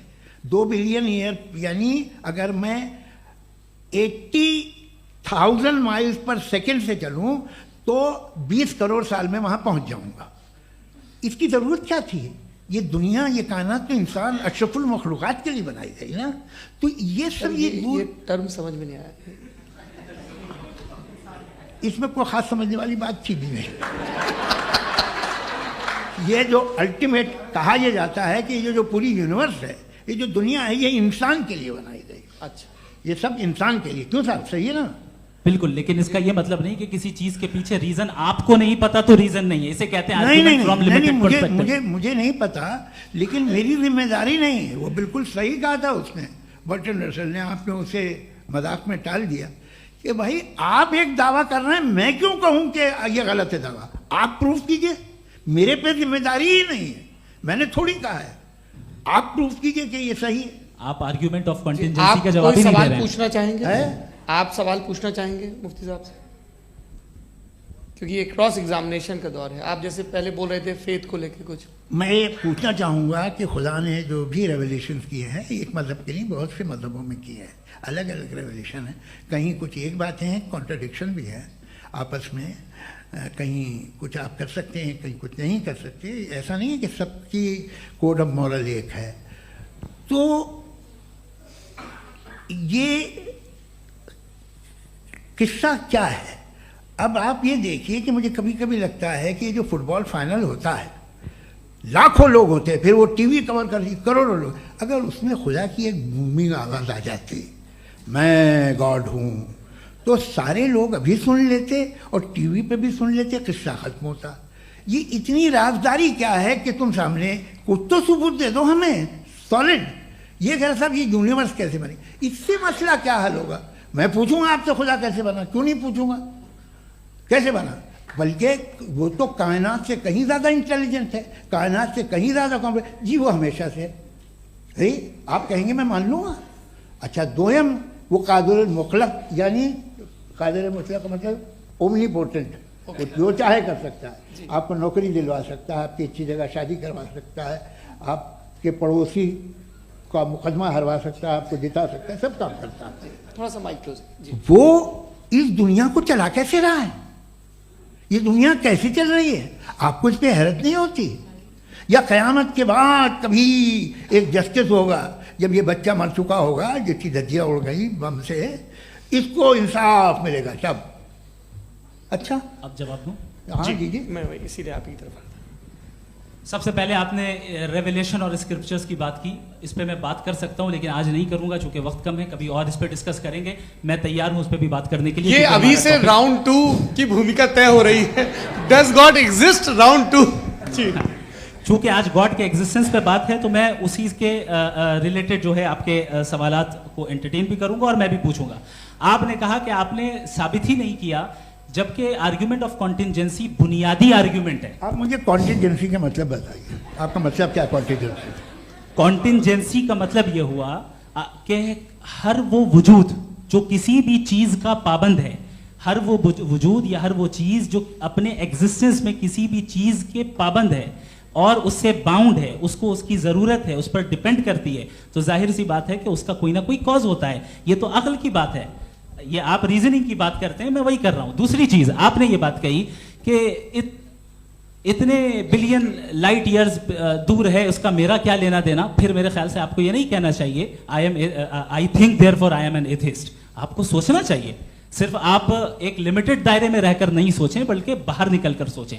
आपने तीसरा सवाल किया, आपने 2-3 सवाल एक साथ। ऐसी बातें ना कीजिए, कुछ को इतराज हो जाएगा आप पे कि आप कुछ भी सोचिए। ये इजाजत आपको है नहीं, मुझे है।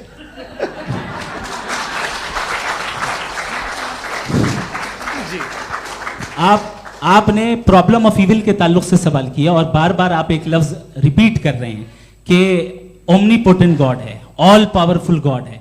यही तो दरअसल समझना है कि गॉड का कॉन्सेप्ट क्या है। प्रॉब्लम ऑफ इविल जो है, प्रॉब्लम ऑफ इविल दर हकीकत दो असम्पशंस पर कायम है। अगर आप इन दो असम्पशंस को समझ जाएं तो ये प्रॉब्लम नहीं रहेगी, आर्ग्यूमेंट आपको समझ में आ जाएगी कि ये कोलैप्स कर जाता है। पॉइंट नंबर 1, यानी जो आपका सबसे पहला फॉल्स असम्पशन है कि गॉड मर्सीफुल है, ओमनीपोटेंट है, दुनिया में जुल्म हो रहा है। लेकिन आपको यह समझना चाहिए कि हमारे वर्ल्ड व्यू के मुताबिक गॉड सिर्फ ओमनीपोटेंट और सिर्फ मर्सीफुल नहीं है, बल्कि वो ऑल वाइज भी है और वो ऑल नोइंग भी है। उसके हर काम के पीछे हिकमत और विजडम है। ये कोई जरूरी नहीं है कि वो हिकमत और विजडम आपको समझ में आए या मुझे समझ में आए। अगर आप जो समझ रहे हैं उसके मुताबिक आप फैसला कर रहे हैं, ये लिमिटेड पर्सपेक्टिव से आर्ग्यूमेंट है। और इस चीज को हम अपनी दुनिया में, अपने लाइफ में, डेली लाइफ में इस प्रिंसिपल को एक्सेप्ट करते हैं। हम जब किसी डॉक्टर के पास जाते हैं, डॉक्टर के पास जाकर वो अगर उसने हमें कोई दवाई दी है तो हम ये तो नहीं कहते कि जब तक आपके पास जितना नॉलेज और जितना विजडम नहीं है, आपने क्यों ये दवाई दी है, तब तक हम इस चीज को एक्सेप्ट नहीं करेंगे। नहीं कहते, हम उसकी अथॉरिटी को तस्लीम करते हैं। क्यों? क्योंकि उसकी हम जानते हैं कि वो नॉलेजेबल है, वो विजडम वाला है, हमसे ज्यादा नॉलेज और हमसे ज्यादा विजडम है। बताएं सर। नहीं, डॉक्टर में और खुदा में बड़ा डिफरेंस है। डॉक्टर पढ़ा लिखा होता है एक, तो मैं उसकी बात सुनूंगा। दोयम ये नहीं, कुछ जवाब तो ये भी नहीं है सर। प्लीज, अगर सब ऑडियंस से बोलने लगेंगे तो फिर मतलब नहीं सिविलाइज्ड बहस का। मतलब आप ये कहें कि चूंकि आप डॉक्टर पे बिलीव करते हैं इसलिए खुदा पे बिलीव कीजिए, क्या ये मिसाल आपको समझाने के आर्गुमेंट है, इस पे आपको एतराज नहीं है। तो सिंपल बात ये है कि मैं अगर ये यकीन कर लूँ कि एक ओमनीपोटेंट, उसकी मसलहत है, ये जो बच्चे मर रहे हैं ये मसलहत है उसकी, मुझे नहीं चाहिए इसकी मसलहत। उसकी मसलहत नहीं, यही तो समझना है, मतलब एक्सपीरियंस। अच्छा, इस आपने अभी मेरी बात पूरी सुनी नहीं। मैंने कहा आपका पूरा आर्ग्यूमेंट दो फॉल्स असम्पशंस पर है। एक फॉल्स असम्पशन मैंने बता दिया, दूसरा फॉल्स असम्पशन ये है कि इस दुनिया में इविल के होने का कोई गुड रीजन नहीं है, जबकि हमारे पास बाज रीजंस मौजूद हैं, हमारे पास बाज वजूहात मौजूद हैं। अगर इस दुनिया में इविल ना हो तो आप गुड को डिफाइन कैसे करेंगे? अगर जुल्म ना हो आप इंसाफ को समझेंगे कैसे? अगर तारीकी ना हो तो आप लाइट को समझेंगे कैसे? बहुत अच्छे। अभी और सुन लें, अभी और बाकी है। ये तो बात बहुत पसंद आई साहब मुझे, कि जब तक रेप ना हो तब तक औरतों की इज्जत का ख्याल आपने मेरा जवाब पूरा सुना ही नहीं। जब तक के बच्चों का कत्ल ना किया जाए तब तक आपको बच्चों की मासूमियत की इज्जत। आपने पूरा जवाब सुना ही नहीं। क्या बात है, क्या आपने नुक्ता निकाला? आपने पूरा जवाब सुना ही नहीं। आप सुन लें, मेरी बात सुन लें। ये मैंने आपको एक चीज बताई। दूसरी चीज, इस दुनिया में हम आए हैं टेस्ट के लिए, हमारा टेस्ट हो रहा है और हर इंसान का अलग अलग अंदाज में टेस्ट होता है।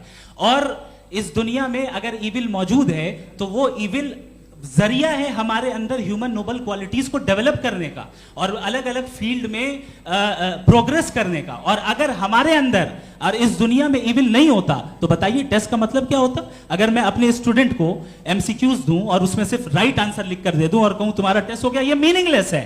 इस दुनिया में अगर हम टेस्ट के लिए आए हैं तो जाहिर है गुड एंड इविल दोनों मौजूद है। तो अगर गुड एंड इविल दोनों मौजूद है तो ये इविल भी खुदा का बनाया हुआ है। जी हाँ, खुदा का बनाया हुआ है। लेकिन अच्छा, चलो अच्छी बात। जी बिल्कुल, तो बिल्कुल खुदा ने बनाया। अभी तो ये है कि जो मेजॉरिटी है दुनिया में वो इविल है, तो ये खुदा एक्चुअली इविल के साइड पे लग रहा है मुझे। बिल्कुल भी नहीं, मैं बताता हूं। मेजॉरिटी में तो वो है। क्या बात कर रहे हैं भाई आप? कोई भी जो मुंसिफ होगा, चाहे आपका अपना घर हो जिसके आप सबसे बड़े हैं, चाहे आपकी ऑर्गेनाइजेशन हो जो आप चलाते हैं, वहां पर आप इविल रखेंगे साबित करने को कि बाकी लोग शरीफ हैं। मेरी बात सुन, क्या ये आर्ग्यूमेंट ही गलत है? अगर कि जब तक के कोई इविल नहीं होगा तब तक के शरीफ आदमी शरीफ नहीं लगेगा। अगर एग्जामिनर गलत ऑप्शन दे रहा है तो एग्जामिनर इविल नहीं हो गया, जो गलत ऑप्शन को सेलेक्ट कर रहा है वो फेल होगा। क्रिएटर ने इविल को बनाया है लेकिन वो इविल नहीं है। अच्छा सुनिए मेरी बात, let me complete sir. Creator ने इविल को बनाया है टेस्ट के लिए, वो इविल नहीं है। इविल वो होगा जो उसे इख्तियार करेगा। छुरी को बनाने वाला गलत नहीं होता है, छुरी का गलत इस्तेमाल करने वाला गलत होता है। रेप को कैसे गलत इस्तेमाल करते हैं? रेप इंसान के फ्री विल का नतीजा है। ये रेप कैसे गलत इस्तेमाल होता है? ये मुझे अब सुन लें, अब सुन लें। गलत इस्तेमाल होता है। हाँ मैं बता रहा हूँ ना, कैसे गलत? मैं बता रहा हूँ कि जो इविल इस दुनिया में मौजूद है उसके कई सारे तरीके हैं। एक तरीका इंसान का अपना फ्री विल है। अब अगर कोई रेपिस्ट रेप कर रहा है तो इसका गॉड का कसूर नहीं है, वो अपने फ्री विल का गलत इस्तेमाल कर रहा है, उसको सजा मिलनी चाहिए। अच्छा। और उसी के लिए जहन्नम बनाई गई है। ये फ्री विल का भी बड़ा चक्कर। आप जब कोई बुरा काम करते हैं या कोई बुराई होती है तो ये कहा जाता है कि ये फ्री विल है। 7 billion free wills are moving on this planet. 7 billion free will. और एक आदमी अपनी फ्री विल से मुझे कत्ल कर दे तो मैं खुदा की मर्जी से मरा हूँ कि इसकी फ्री विल की वजह से? मेरी मौत खुदा के हाथ है या ये फ्री विल वाले के हाथ है? खुदा ने फ्री विल का निजाम बनाया है और उस निजाम का गलत इस्तेमाल करके कोई आपको मार रहा है, इस्तेमाल करके मेरा कत्ल कर देता है। अब मेरी मौत का जिम्मेदार कौन है? वो इंसान जिम्मेदार है। वो इंसान। जी। तो ये कहना कि और उसको सजा मिलेगी। तो अब आप आगे चलिए कि ये तय करना कि अल्लाह ही या खुदा, सॉरी अल्लाह ने, खुदा ही जिंदगी देता है, खुदा ही मौत देता है, ये गलत है। बिल्कुल गलत नहीं है। हाँ, नहीं, निजाम उसी ने बनाया फ्री विल का। निजाम मौत और हयात का उसी ने बनाया। You are contradicting yourself. अभी आपने कहा कि एक आदमी ने फ्री विल से आपको मार दिया, इसमें उसे फ्री विल दी गई थी, उसने गलत इस्तेमाल किया। 7 billion free wills are moving on this planet और आप चाह रहे हैं कि मैं सिर्फ खुदा का ध्यान करूं। ये 7 बिलियन फ्री विल्स को मुझे लुक आफ्टर करना पड़ेगा कि नहीं? ये तो तबाहियां कर रही हैं और तबाहियां ज़्यादा हो रही हैं। बिल्कुल। तो अगर आप बताएं अगर खुदा नहीं है फॉर एग्जाम्पल, हाँ। तो आप इविल को कैसे डिसाइड करेंगे? यानी how can you define evil objectively without God? देखिए, दुनिया में 2 तरह के जानवर हैं। एक जो अकेले रहते हैं जंगल में और एक जो ग्रुप्स में रहते हैं। ग्रुप में जो भी रहेगा, चाहे वो आपका फाउंडेशन हो, चाहे कोई क्लब हो, चाहे कोई पॉलिटिकल पार्टी हो, चाहे कोई यूनिट हो, उसमें आपको इंटरैक्ट करने के रूल बनाने पड़ेंगे। यानी लोग तय करेंगे। लोग तय करेंगे। अगर लोगों ने यह तय किया कि किसी का रेप करना सही है, आप जस्टिफाई करेंगे? नहीं, आपका फाउंडेशन तो ये हो गया ना कि लोग इविल डिसाइड करेंगे। नहीं, अरे दुनिया में ऐसे ग्रुप्स हैं जो रेप को जायज़ मानते हैं सर्टेन हालात में। मैं डिटेल में नहीं जानूंगा, आप भी जानते हैं। ये जो आईसिस वाले थे, इन्होंने क्या किया था, तो उन्होंने क्या किया उसका खुदा से कोई ताल्लुक नहीं है सर। मैंने सिंपल सवाल किया कि इविल को आप डिफाइन करते कैसे हैं? आइए वापस आइए जी। आप साथ में तभी रह सकते हैं जब कुछ आप ऐसे उसूल डेवलप करें जिसमें हर एक का बेसिक तहफ़्फ़ुज़, हर एक का बेसिक राइट हो और हर एक को कोई आराम मिले। यही तरीक़ा है किसी भी ऑर्गेनाइजेशन जिसमें एक से ज़्यादा लोग हैं और वो ऐसे चलती है ज़िंदगी। उसमें अगर आप गड़बड़ करेंगे तो तबाही होगी, नुकसान होगा, बर्बादियाँ आएंगी। और अगर उसमें आप घर ले लीजिए ना, एक हस्बैंड है, एक वाइफ है, बच्चे हैं, वालदा भी हैं, 2 बहनें भी हैं, एक भाई भी है। अब इसमें कोई निज़ाम आपको चाहिए साथ में रहने का और एक दूसरे पे भरोसा रहे, एक दूसरे के बहीख्वाह हों, एक दूसरे की मदद करें, ऐसी जिंदगी। सर आपकी बात आ गई। आप ये कह रहे हैं कि लोग डिसाइड करेंगे क्या सही है क्या गलत है, यही है? मेजॉरिटी डिसाइड करेगी क्या सही है क्या गलत है? अरे भाई बिल्कुल। मेजॉरिटी अगर ये कहे कि नाजी जर्मनी के साथ जिस तरह मेजॉरिटी थी कि जेनोसाइड करना सही है, आप जस्टिफाई करेंगे? उस वक्त आपका ये सवाल सिर्फ उसके बाद क्लोजिंग। हाँ, उस वक्त प्लेनेट पे जो लोग थे उनमें कितने लोग हिटलर को सही समझते? अच्छा, प्लेनेट की मेजॉरिटी तय करेगी, सोसाइटी की नहीं। प्लेनेट की मेजॉरिटी गॉड के एग्जिस्टेंस को सही मानती है, आप क्यों नहीं मानते? ये हेलो ये क्रॉस क्वेश्चन का राउंड यहाँ पर समाप्त होता है। और ये बड़ा अच्छा है कि इस तरह से फ्रेगमेंट कर दिया गया है ताकि जो मरकरी ऊपर जा रहा है नीचे जवाब दे दूं। जी। प्लेनेट की ज़्यादातर मेजॉरिटी कुछ दूसरे मजहबों के खुदा को मानती है। आप उन्हें क्यों नहीं? आप तो मेजॉरिटी की बात कर रहे हैं। अच्छा, ये क्लोजिंग आप ये कह रहे हैं इविल और गुड को डिसाइड मेजॉरिटी करेगी। मेजॉरिटी जो कर दे वो सही हो जाएगा। क्लोजिंग इसको जैसा आप ही लोगों ने तय किया है उसी फॉर्मेट को फॉलो कर लेते हैं। हाँ भाई, मैंने तो भले लोगों पे एतबार किया और तब मॉडरेशन तय किया। जी, आपके पास 5 मिनट का वक्त है, क्लोजिंग आर्ग्यूमेंट है, उसके बाद हम ऑडियंस से क्वेश्चन आंसर लेंगे जावेद साहब की क्लोजिंग आर्ग्यूमेंट के बाद। ओके, बहुत शुक्रिया जी।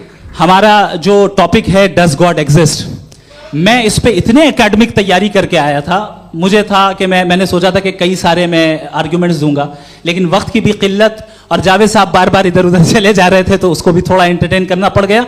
डज गॉड एग्जिस्ट पे मैं एक ही आर्ग्यूमेंट दे पाया। आर्ग्यूमेंट्स बहुत हैं और डेफिनेटिव आर्ग्यूमेंट्स हैं, और मेरे आर्ग्यूमेंट को किसी एक राउंड में भी इन्होंने एंटरटेन नहीं किया और रेफ्यूट नहीं किया, एक राउंड में भी नहीं, एक राउंड में भी नहीं। और ना ही अभी अभी आपका क्लोजिंग आर्गुमेंट आएगा नहीं, वो उसमें। बता देना। Argument of contingency sir. अरे मैं आपसे कई बार कह चुका हूँ कंटीजेंसी का मतलब अब मैं कैसे सर, समझाऊं please, आपको? please, आपस में, हाँ, आप और please, कितने please, आसानी से समझाऊं मैं, मुझे तो नहीं समझ में आ रहा है।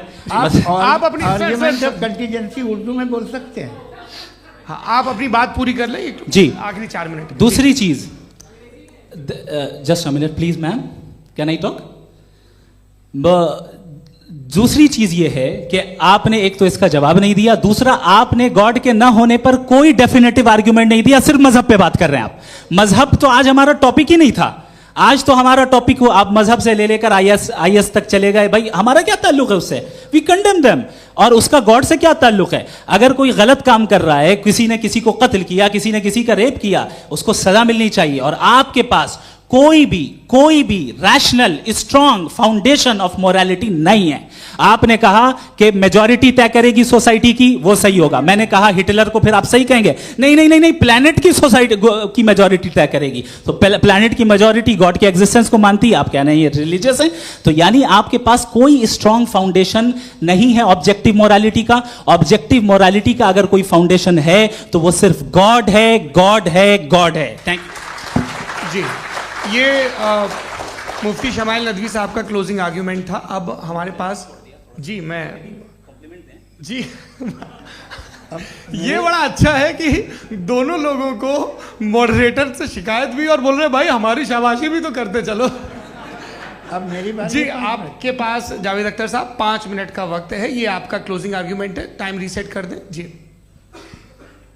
देखिए, बहुत सारी बातें हैं। गॉड का डेफिनेशन दुनिया के किसी भी रिलीजन में है कि वो ओमनीपोटेंट है, ओमनीप्रेजेंट है, he is just, he is kind, he loves you and so on.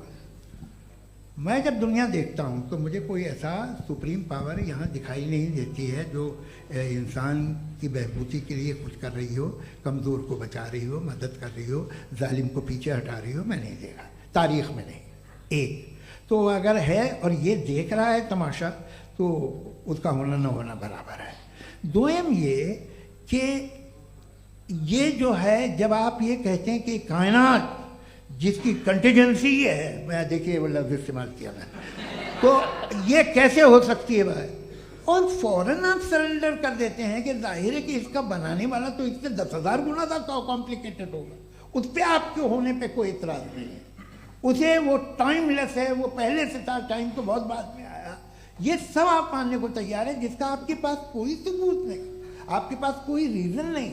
आपकी तारीख क्या है मजहब हो, बिलीफ की, जो खुदाओं का बिलीफ है, ये कॉन्स्टेंटली गलत साबित होता रहा है। मतलब आप कहें कि अरिस्टोटल के ज़माने में तो सब जाहिल थे, वो भी इतने ही यकीन से खुदा पे यकीन रखते थे, जो अब नहीं रहा, ये भी नहीं रहेगा। आप लिख लीजिए।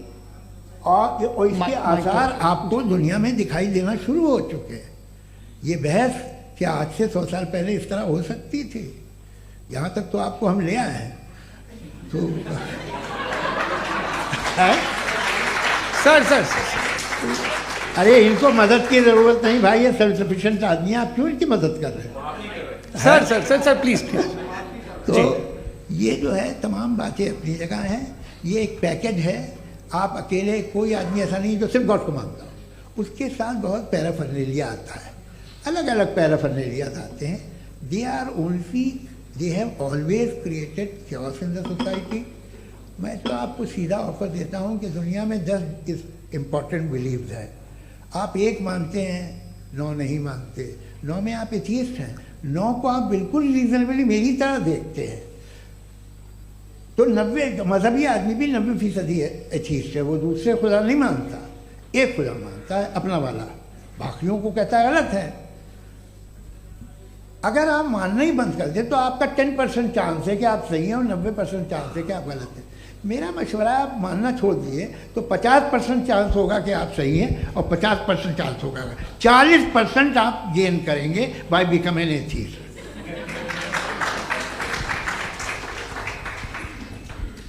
ये एक फरसूदा ख्याल है, ये ख़त्म हो रहा है। हो सकता है मेरी ज़िंदगी में ना हो, लेकिन ये हो जाएगा। जो बातें ये इनको आप मेटाफिज़िकल ये वो ऐसे रिस्पेक्टेबल टर्म दे दिए, ये तो उन लोग के हैं जिन्हें ना फिज़िक्स मालूम थी ना मेटा मालूम था, ये उन्होंने आपको दिए हैं। जी बहुत शुक्रिया आप दोनों लोगों का। और अब इस बातचीत का आखिरी राउंड शुरू होगा, डज गॉड एग्जिस्ट की ये बहस मुफ्ती शमाइल नदवी और जावेद अख्तर साहब के बीच। आप लोग अपने अपने हाथ ऊपर करेंगे, मैं यहाँ से तय करूँगा। और माइक हमारे पास है क्या? एक ही माइक है ऑडियंस के लिए? 2 माइक है, एक इस तरफ एक इस तरफ, ठीक है। तो जी सबसे पहले हमारी सहयोगी है मारिया शकील जी, पूछिए सवाल। थोड़ा सा रुकेंगे ताकि कैमरे का फ्रेम आप पर आ जाए, आपकी तो प्रैक्टिस है टीवी की। जी नदवी साहब, मैं खुदा को मानती हूँ, पहले मैं इसी प्रमाइस से शुरू कर रही हूँ और ये बता रही हूँ आपको, मैं मानती हूँ। लेकिन कुछ सवाल हैं जो जावेद साहब ने उठाया, उसका जवाब आपको देना चाहिए। पहला सवाल ये कि गज़ा में सालों से छोटे बच्चे मर रहे हैं, वो उनको अगर खुदा मर्सीफुल है, हम मानते हैं कि अल्लाह ताला में बहुत ताकत है, तो वो बच्चे क्यों मर रहे हैं?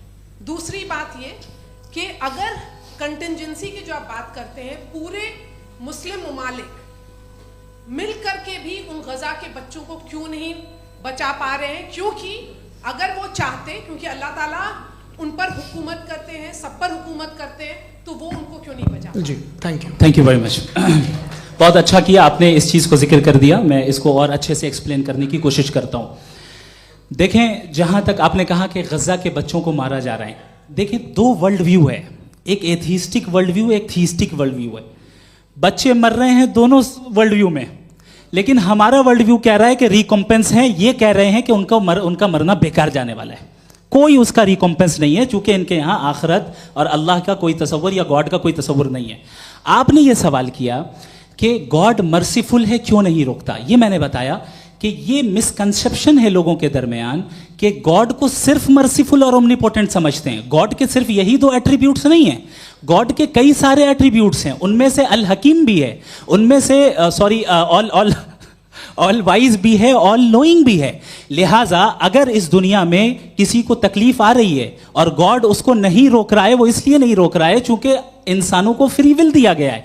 ठीक इसी तरीके से अगर एक डॉक्टर किसी छोटे बच्चे को इंजेक्शन लगा रहा है, उसे तकलीफ पहुंच रही है, उसके लिमिटेड पर्सपेक्टिव के एतबार से यह गलत हो रहा है और डॉक्टर बुरा है। लेकिन जब आप ब्रॉडर पिक्चर को देखेंगी, आपके और हमारे पास सिर्फ एक पिक्सल है, हमें इतना नजर आ रहा है कि गज़ा में कत्ल हो रहा है, लेकिन इसके पीछे कितना रिकॉम्पेंस उनको मिलने वाला है, पूरा पिक्चर गॉड के पास है। तो एक पिक्सल से आप पूरे पिक्चर को कभी भी जज नहीं कर सकती। आप इसमें कुछ जोड़ना चाहेंगे? आपको कुछ बोलना है इसमें? भैया आपने बहुत अच्छा जस्टिफिकेशन दिया।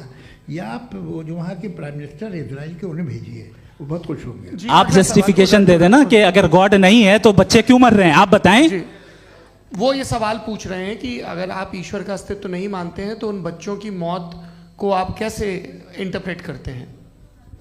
भाई ये दुनिया जो है, जो ताकतवर लोग होते हैं वो एक नाइंसाफी करते हैं। तो ये अच्छा काम है आपके नजदीक, तो नेचर नाइंसाफी पे मबनी है। अरे मेरे भाई, आप नेचर की कहाँ बात कर रहे हैं, तो इंसान की बात। तो फिर जब मैं इंसान की बात कर रहा था, आप नेचर की बात करने लग गए। क्रॉस एग्जामिनेशन नहीं। हाँ, अब आप मुझे बोलने नहीं देंगे तो अलग बात है, आप बोलिए, मैं मुझे कोई जल्दी नहीं। जी नहीं, ये क्रॉस एग्जामिनेशन मुझे बोल तो लेने दीजिए। जी बोलिए। क्या बात ये है कि ह्यूमन सोसाइटी तभी साथ में रह सकती है जब वो मोहब्बत से, एकता से, एक दूसरे के एहतराम करके रहे। इसके अलावा पॉसिबल नहीं है, अकेले तो इंसान रह नहीं सकता।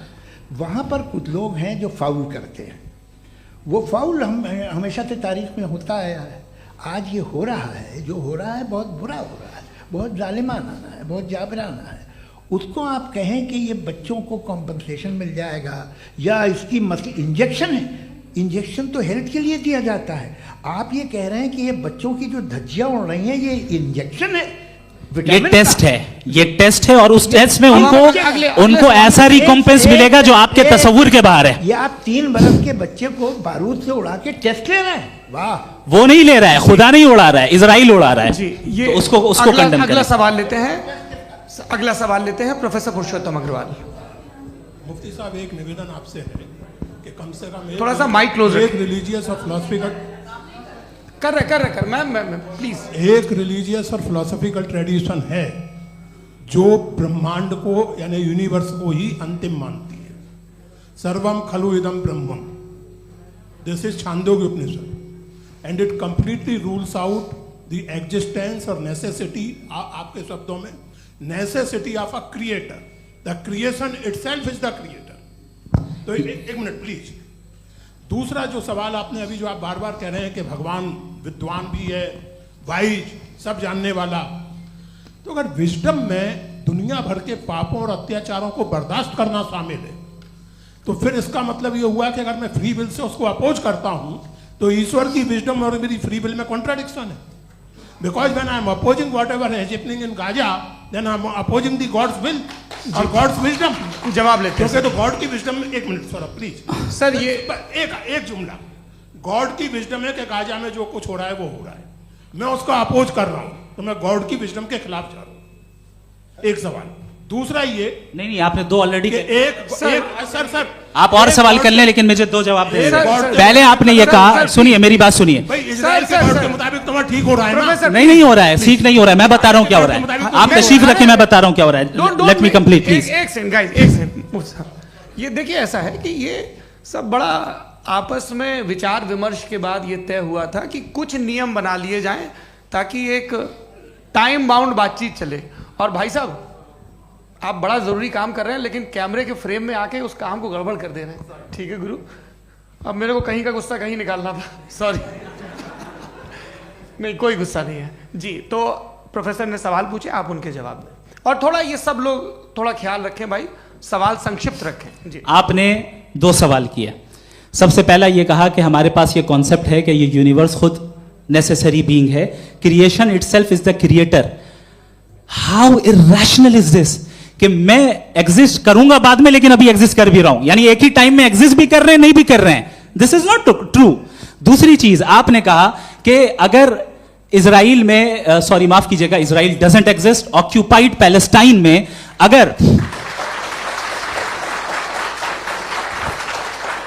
अगर ऑक्यूपाइड पैलेस्टाइन में बच्चों को मारा जा रहा है फ्री विल की वजह से और गॉड नहीं रोक रहा, ये कॉन्ट्रडिक्शन है। ये बताइए कि एक एग्जाम में एक बच्चा गलत आंसर लिख रहा है, सुनिए, एग्जामिनर चाहे तो रोक सकता है, क्यों नहीं रोक रहा है?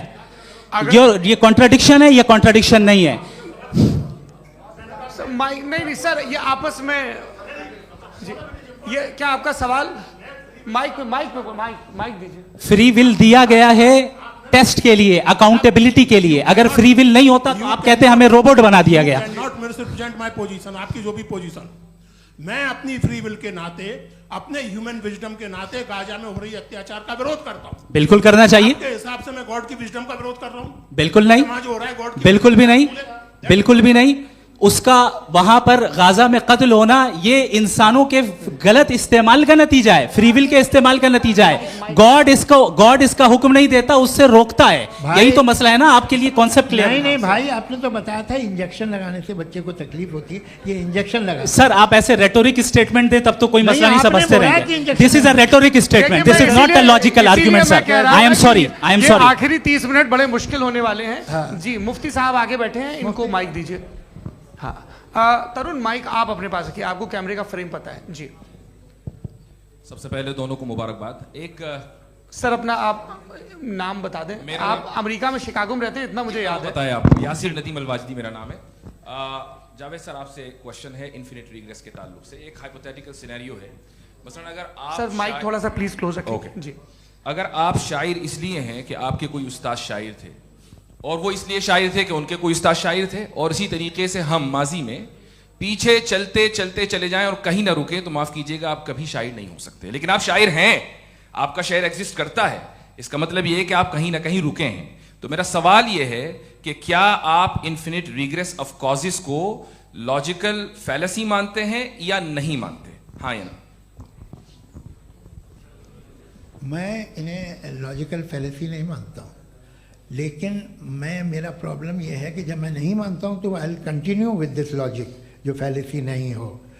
आप एक जगह रुक जाते हैं जाके, आप कहते हैं ये गेंद कैसे बनी, ये जजीरा कैसे बना, ये समंदर कैसे बना, ये ज़मीन कैसे बनी, और अचानक गॉड पे जाके आपको ब्रेक लग जाता है। एक बार आप सवाल नहीं करते कि भाई इनको बनाने वाला तो इनसे भी कॉम्प्लिकेटेड होगा, वो कैसे बना, उसके बारे में आपने इत्मीनान कर लिया, वो हमेशा से है। तो अगर आप उसे हमेशा से मानते हैं तो फिर ये मान लीजिए कि कायनात हमेशा से है, क्या तकलीफ फिर हम वजूद में नहीं आते जी है?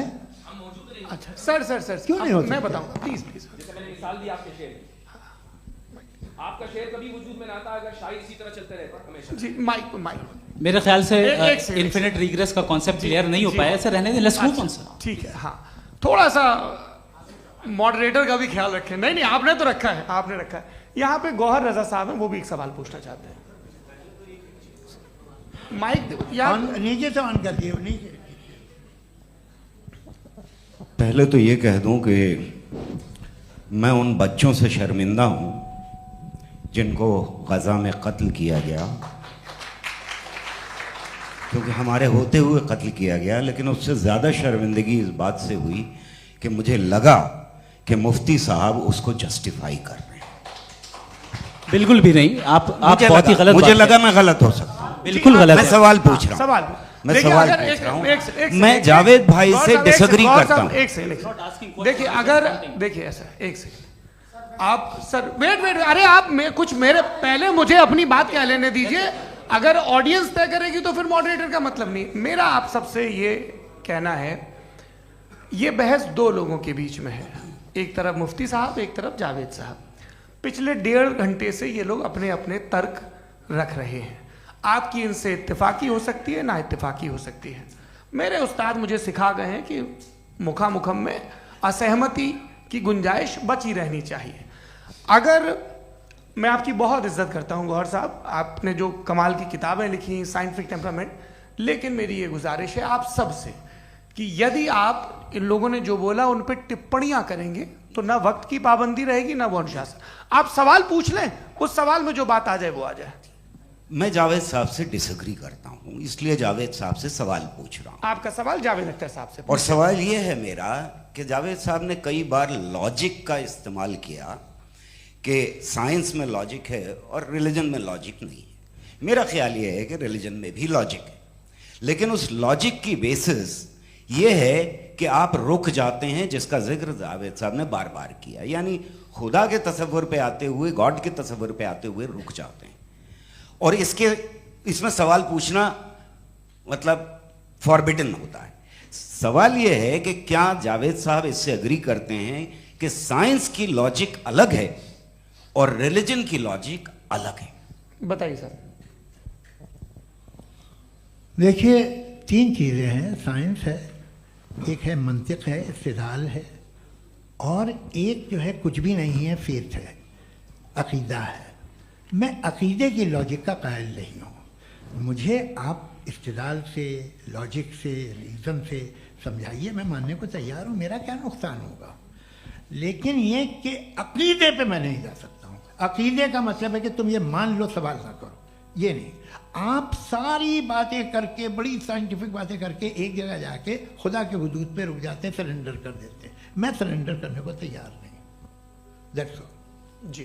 ये आगे सर बैठे हुए हैं, इनको माइक दीजिए। भाई। वो आप पूछना चाह रहे थे ना भाई? हाँ, नहीं मैं ये थैंक यू जी। आपका नाम? आसिम इफ्तिखार। आसिम जी, पूछिए। सर, जावेद सर से सवाल है कि आपने अपने क्लोजिंग माइक थोड़ा करीब रखिए। अपने क्लोजिंग स्टेटमेंट में ये बात कही थी कि मज़हब का जो फ्यूचर है वो ज़्यादा दिन नहीं जाने वाला है। लेकिन मैं देख पा रहा हूँ कि जो ऑक्सफोर्ड यूनिवर्सिटी की एक स्टडी है 2011 में हुई है, जिसके 50 एकेडमिशियंस ने इसको अंजाम दिया था, उसमें वो ये कहते हैं कि जो फेथ इन गॉड है वो इनबिल्ट है ह्यूमन नेचर के अंदर, जिसको हम कहते हैं फितरत के अंदर शामिल है वो। और वो ये कहते हैं कि अगर कोई ये समझता है कि मज़हब को वो ख़त्म कर देगा तो ये उसकी गलत फहमी है। तो आप इसके बारे में, इस स्टडीज़ के बारे में क्या कहते हैं? ठीक है। मैं उनसे एग्री नहीं करता हूँ। वो कौन से प्रोफेसर होंगे? ऐसा उनके क्या पास डेटा है, इन्होंने डेटा के बेस होगा। डेटा क्या हो सकता है? फ्यूचर का डेटा तो नहीं हो सकता ना उनके पास। प्रेजेंट का डेटा हो सकता है। डेटा आपने सुना 100 साल पहले का बाद का डेटा? मैंने तो नहीं सुना आज तक। तो आज उनकी ये राय है और होगी राय, ठीक है, दुनिया में तरह तरह की राय है लोग, लेकिन मैं समझता हूँ कि वक्त के साथ इंसान ज़्यादा से ज़्यादा रीजनेबल और लॉजिकल होता जा रहा है।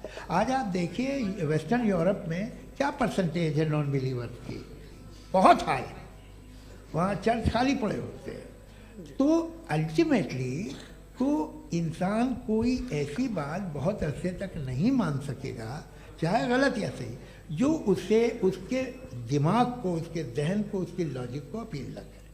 वो कह रहे हैं तो ऑक्सफोर्ड के होंगे तो कैम्ब्रिज के होंगे तो मुझे क्या लेना देना, उनका डेटा मुस्तकबिल का नहीं हो सकता है। जी दीपक, हाँ पूछिए। मैं आऊँगा अभी, पीछे की साइड भी आऊँगा, माइक वहीं भेजूंगा 2-3 साल के लिए। जी जावेद साहब आपसे सवाल है। नमस्ते। अरे भाई सर, अगर आप ही लोग को तय करना है तो फिर 200 लोग तय कर लें। ये एक साहब नहीं sir, please don't do this sir. Sir everybody has a right sir, but we can only take selected questions. No sir, ये यंग लोग भी हैं तो इनकी ये अब उतने सुनिए। यंग, भाई आप यंग हैं कि नहीं हैं? एक मिनट, वो कह रहे हैं वो भी आइए, यंग हैं पूछ रहे हैं ना साहब, भाई। आप उनकी नौजवानी पर दावा उनको ही करने थे। हाँ मुफ्ती साहब आप यंग, हाँ पूछे। अरे भैया सर मेरा सवाल ये है, कुछ इनसे भी तो पूछो। जी हाँ, नहीं बस आपसे एक सवाल है। जैसे थीस्टों के पास अपने जो ईश्वर को मानते हैं उनके पास अपने सोशल गेट टुगेदर्स हैं, 5 रोज़ा क्रिसमस आने वाला है, होली है, दिवाली है, ईद है। एथिस्ट क्या ऑफर कर रहे हैं? मतलब मैं इनकी दुकान से बोलूं मैं आना चाहता हूं उस तरफ, पर मैं अट्रैक्ट नहीं हो पा रहा हूं। मैं सोशल गेट टुगेदर्स क्या है आपके पास?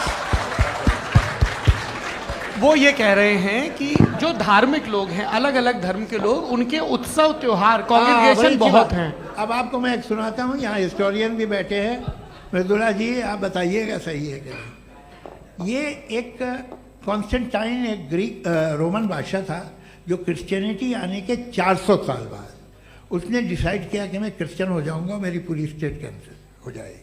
उस ज़माने में ऐसे ही होता था, राजा जो धर्म इख्तियार करता था वो जनता भी कर लेती थी, इसलिए कि वो हो गया था बैंकरप्ट, और उसे जो मेडिटेरियन कोस्ट के रिच क्रिश्चियन वो थे मर्चेंट, उससे पैसा चाहिए था। तो उसने कहा यार क्रिश्चियन हो जाओ। तो उसने अपने वजीर से कहा कि भाई ये हिस्ट्री है कि अब हम लोग क्रिश्चियन हो जाते हैं। पहले सर हो जाएंगे, कोई प्रॉब्लम नहीं है, लेकिन एक प्रॉब्लम ये है कि 17 दिसंबर से 25 दिसंबर तक जो पेगन फेस्टिवल होता, जो पेगन जो फेस्टिवल होता है वो बंद हो जाएगा, इसलिए कि हम क्रिश्चियन हो गए तो होगा नहीं। तो वो बच्चों को बहुत बुरा लगेगा, पब्लिक को बहुत इंजॉय करते हैं, खासतौर से 25 को मेन डे। उसने कहा हाँ ये तो सही कह रहे हो, ये जीसस क्राइस्ट की पैदाइश कब थी? कहते साहब वो अप्रैल में थी। नहीं कट करो, वो 25 दिसंबर को है, ये हकीकत है जी। और 400 साल बाद क्रिश्चियनिटी के अप्रैल से दिसंबर ले आए, और इसलिए कि यहाँ पेगन फेस्टिवल होता था। अब मनाते हैं आप आराम से। ये जो सारे फेस्टिवल हैं ये रिलीजन से, हर एक को एक इंटरटेनमेंट डिपार्टमेंट चाहिए होता है अपनी कंपनी चलाने के लिए। तो ये रिलीजन ने, ये सेकुलर त्यौहार थे जिन्हें रिलीजन्स ने ले लिया है। ये मौसम के थे, फसलों के थे, किसानों के थे, उसको आपने लेके रिलीजियस रंग दे दिया।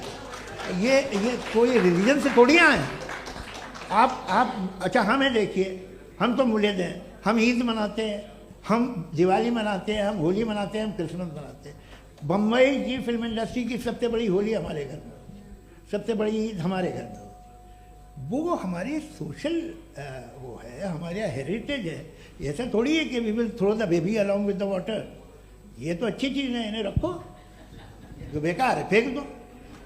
जी हाँ हेलो जी, मेरा सवाल नादवी जी से है। जैसा कि आपने बोला कि गॉड टाइम के भी परे हैं, और गॉड इतनी कॉम्प्लेक्स चीज़ है कि उसे ह्यूमन माइंड समझ नहीं सकता, और गॉड ने अर्थ पे फ्री विल भी दे दी है। तो आप अपना वक्त ज़ाया क्यों कर रहे हैं गॉड के बारे में बात करके? अपन को तो बात करनी चाहिए कि सोसाइटी को बेहतर कैसे करें। जी मैं गॉड वही बताता है सोसाइटी को कैसे बेहतर करें। अभी मैं आपका जवाब देता हूँ। आपने कहा कि टाइम पे वो एग्जिस्ट नहीं करता, सो नहीं, मेरा सवाल ये है कि जैसा आपने बोला कि गॉड बहुत ही कॉम्प्लेक्स चीज है। मैंने कहा ही नहीं कि कॉम्प्लेक्स है, तो आपके अल्फाज हैं।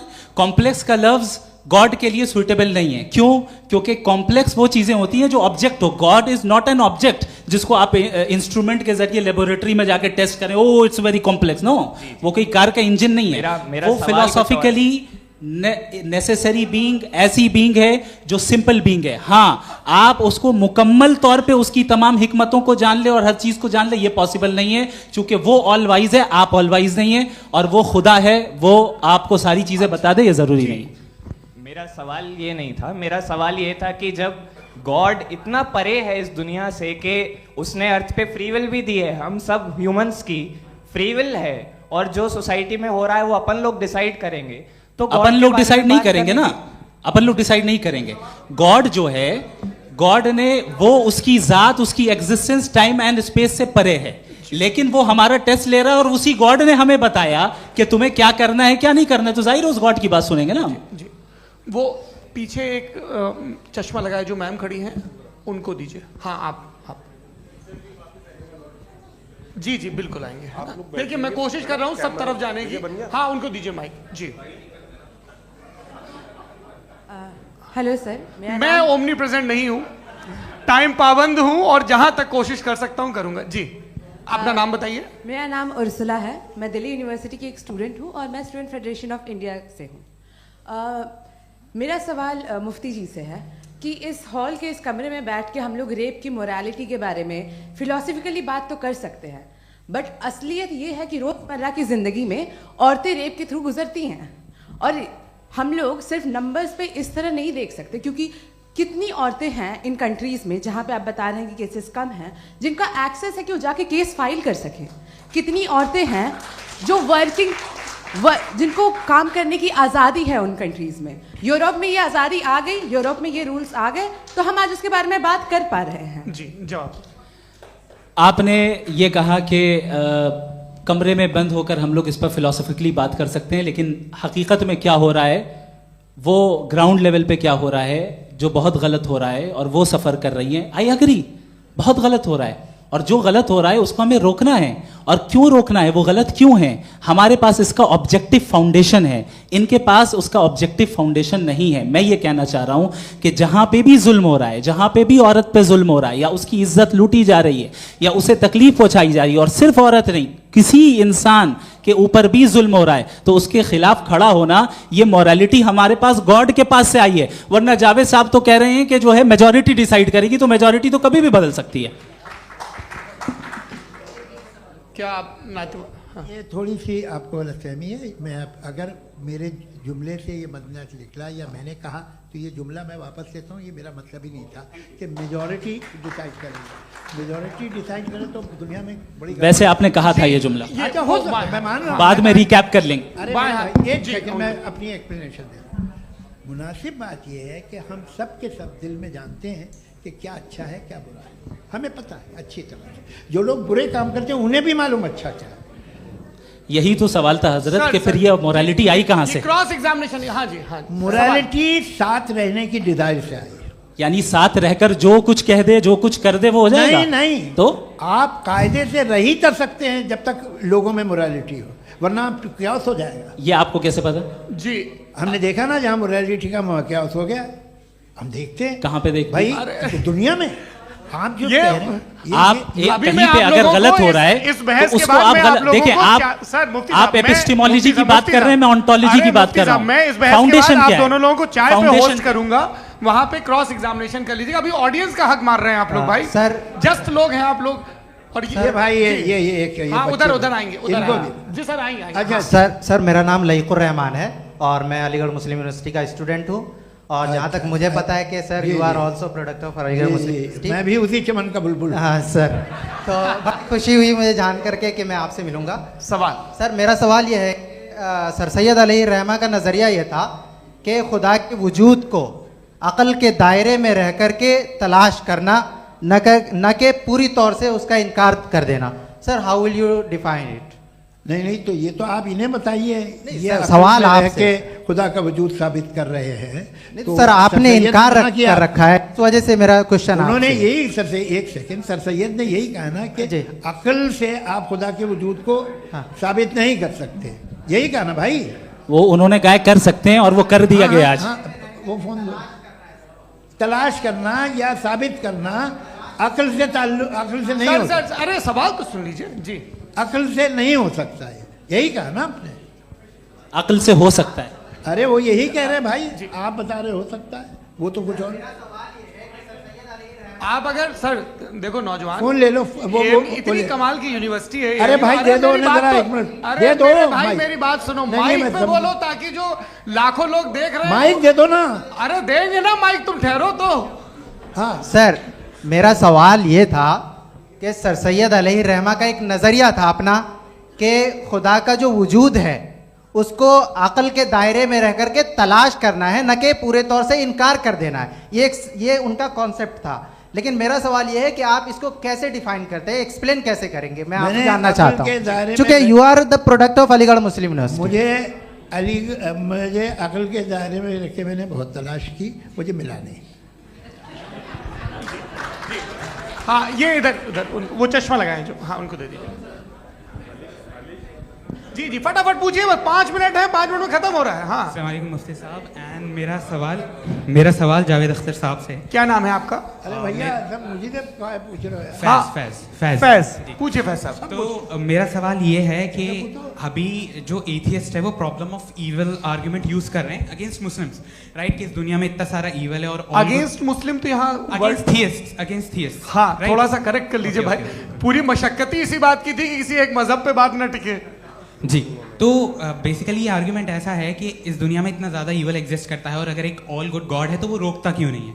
लेकिन इस सवाल में एक हिडन अजम्पशन ये है कि इस दुनिया में ईवल एग्जिस्ट करता है। अब एथियस्ट ये कैसे ऑन्टोलॉजिकली प्रूव कर सकते हैं कि इस दुनिया में ईवल एग्जिस्ट करता है? मैं आपको बताता हूँ, थोड़ा सा समझा। नहीं सर, हम लोग इनको सुनिए। नहीं please don't do that. I want to explain ontologically. नहीं हम समझ गए सर, इनको अब जवाब देने दीजिए। अच्छा सवाल पूछ लो। मैं अभी तक क्या था वो मैं थोड़ा सा ऐड ऑन कर लेता हूँ। तुम गुरु, तो हम जब इसका राउंड 13 करेंगे ना तब तुमको स्टेज पे बिठाएंगे। जी तो हाँ जल्दी से।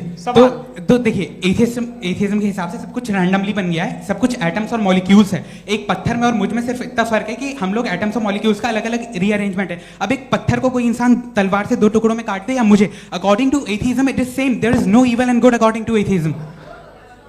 जी अच्छा, फैज साहब का सवाल ये है कि हाँ कोशिश भी करते तो इससे गलत सवाल नहीं कर पाते।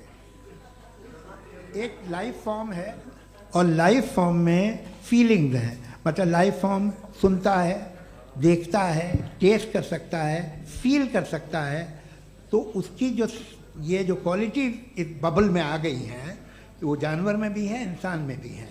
तो जाहिर है कि उसे कोई तकलीफ पहुंचेगी, तो चूंकि उसके पास वो सेंसिटिविटी है तो मैं करेगा। पत्थर में वो सेंसिटिविटी नहीं है। तो ये क्या सवाल हुआ कि अगर पत्थर को काटा तो पत्थर को तकलीफ नहीं होती, तो आपको काटे तो आपको क्यों तकलीफ हो? बैठ जाइए। जी हाँ अगला सवाल। हाँ पूछे जी जावेद अख्तर साहब। अरे भैया सब आप लोग मुफ्ती साहब को छोड़ रहे हैं, मेरे ही पीछे पड़े हैं क्या? फिर चलो बोलो भाई। You asked how God can exist when children die in Gaza. Huh?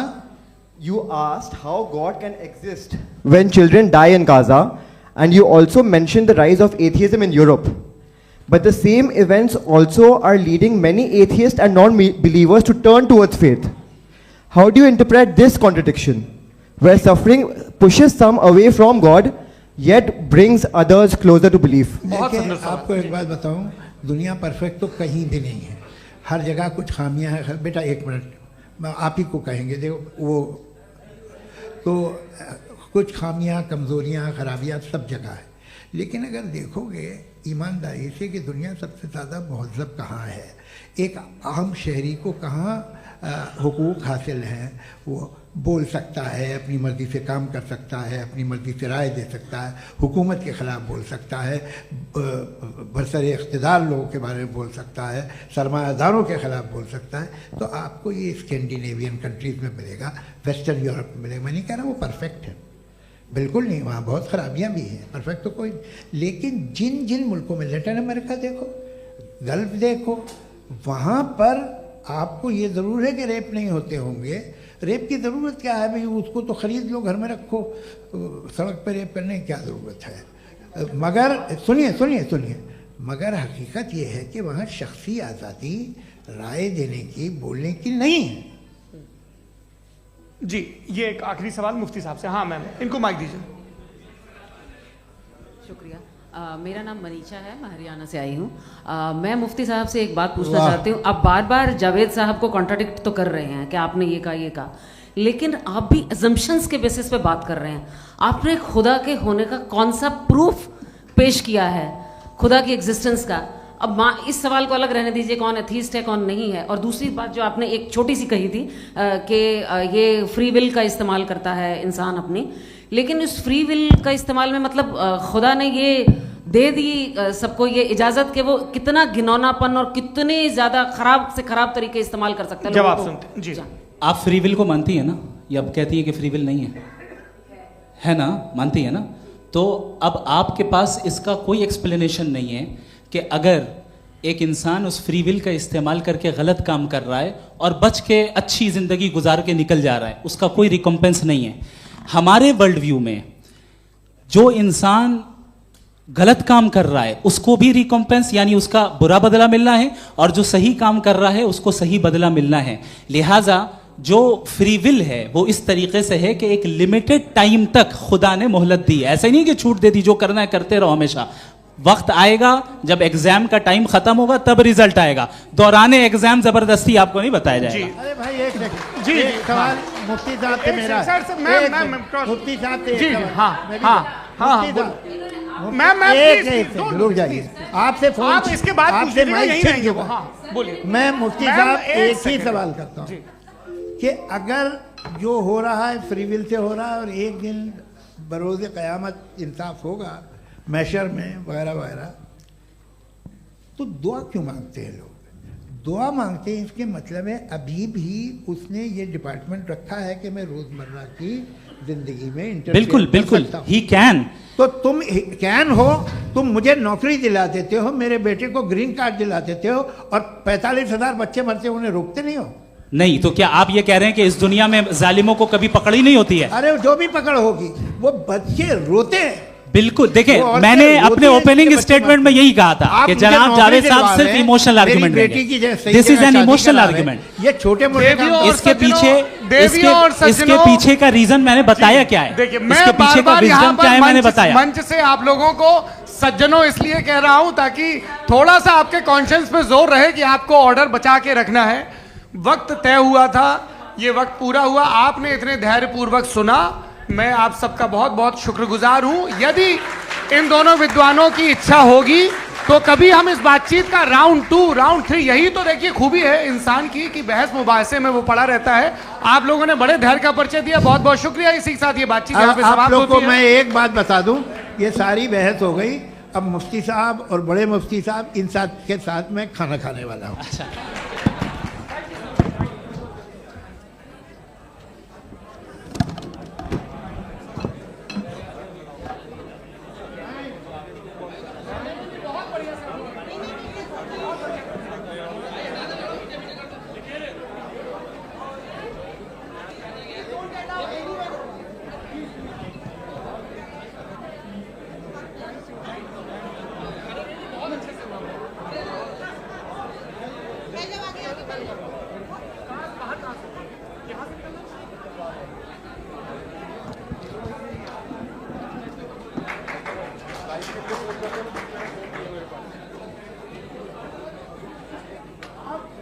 Thank you.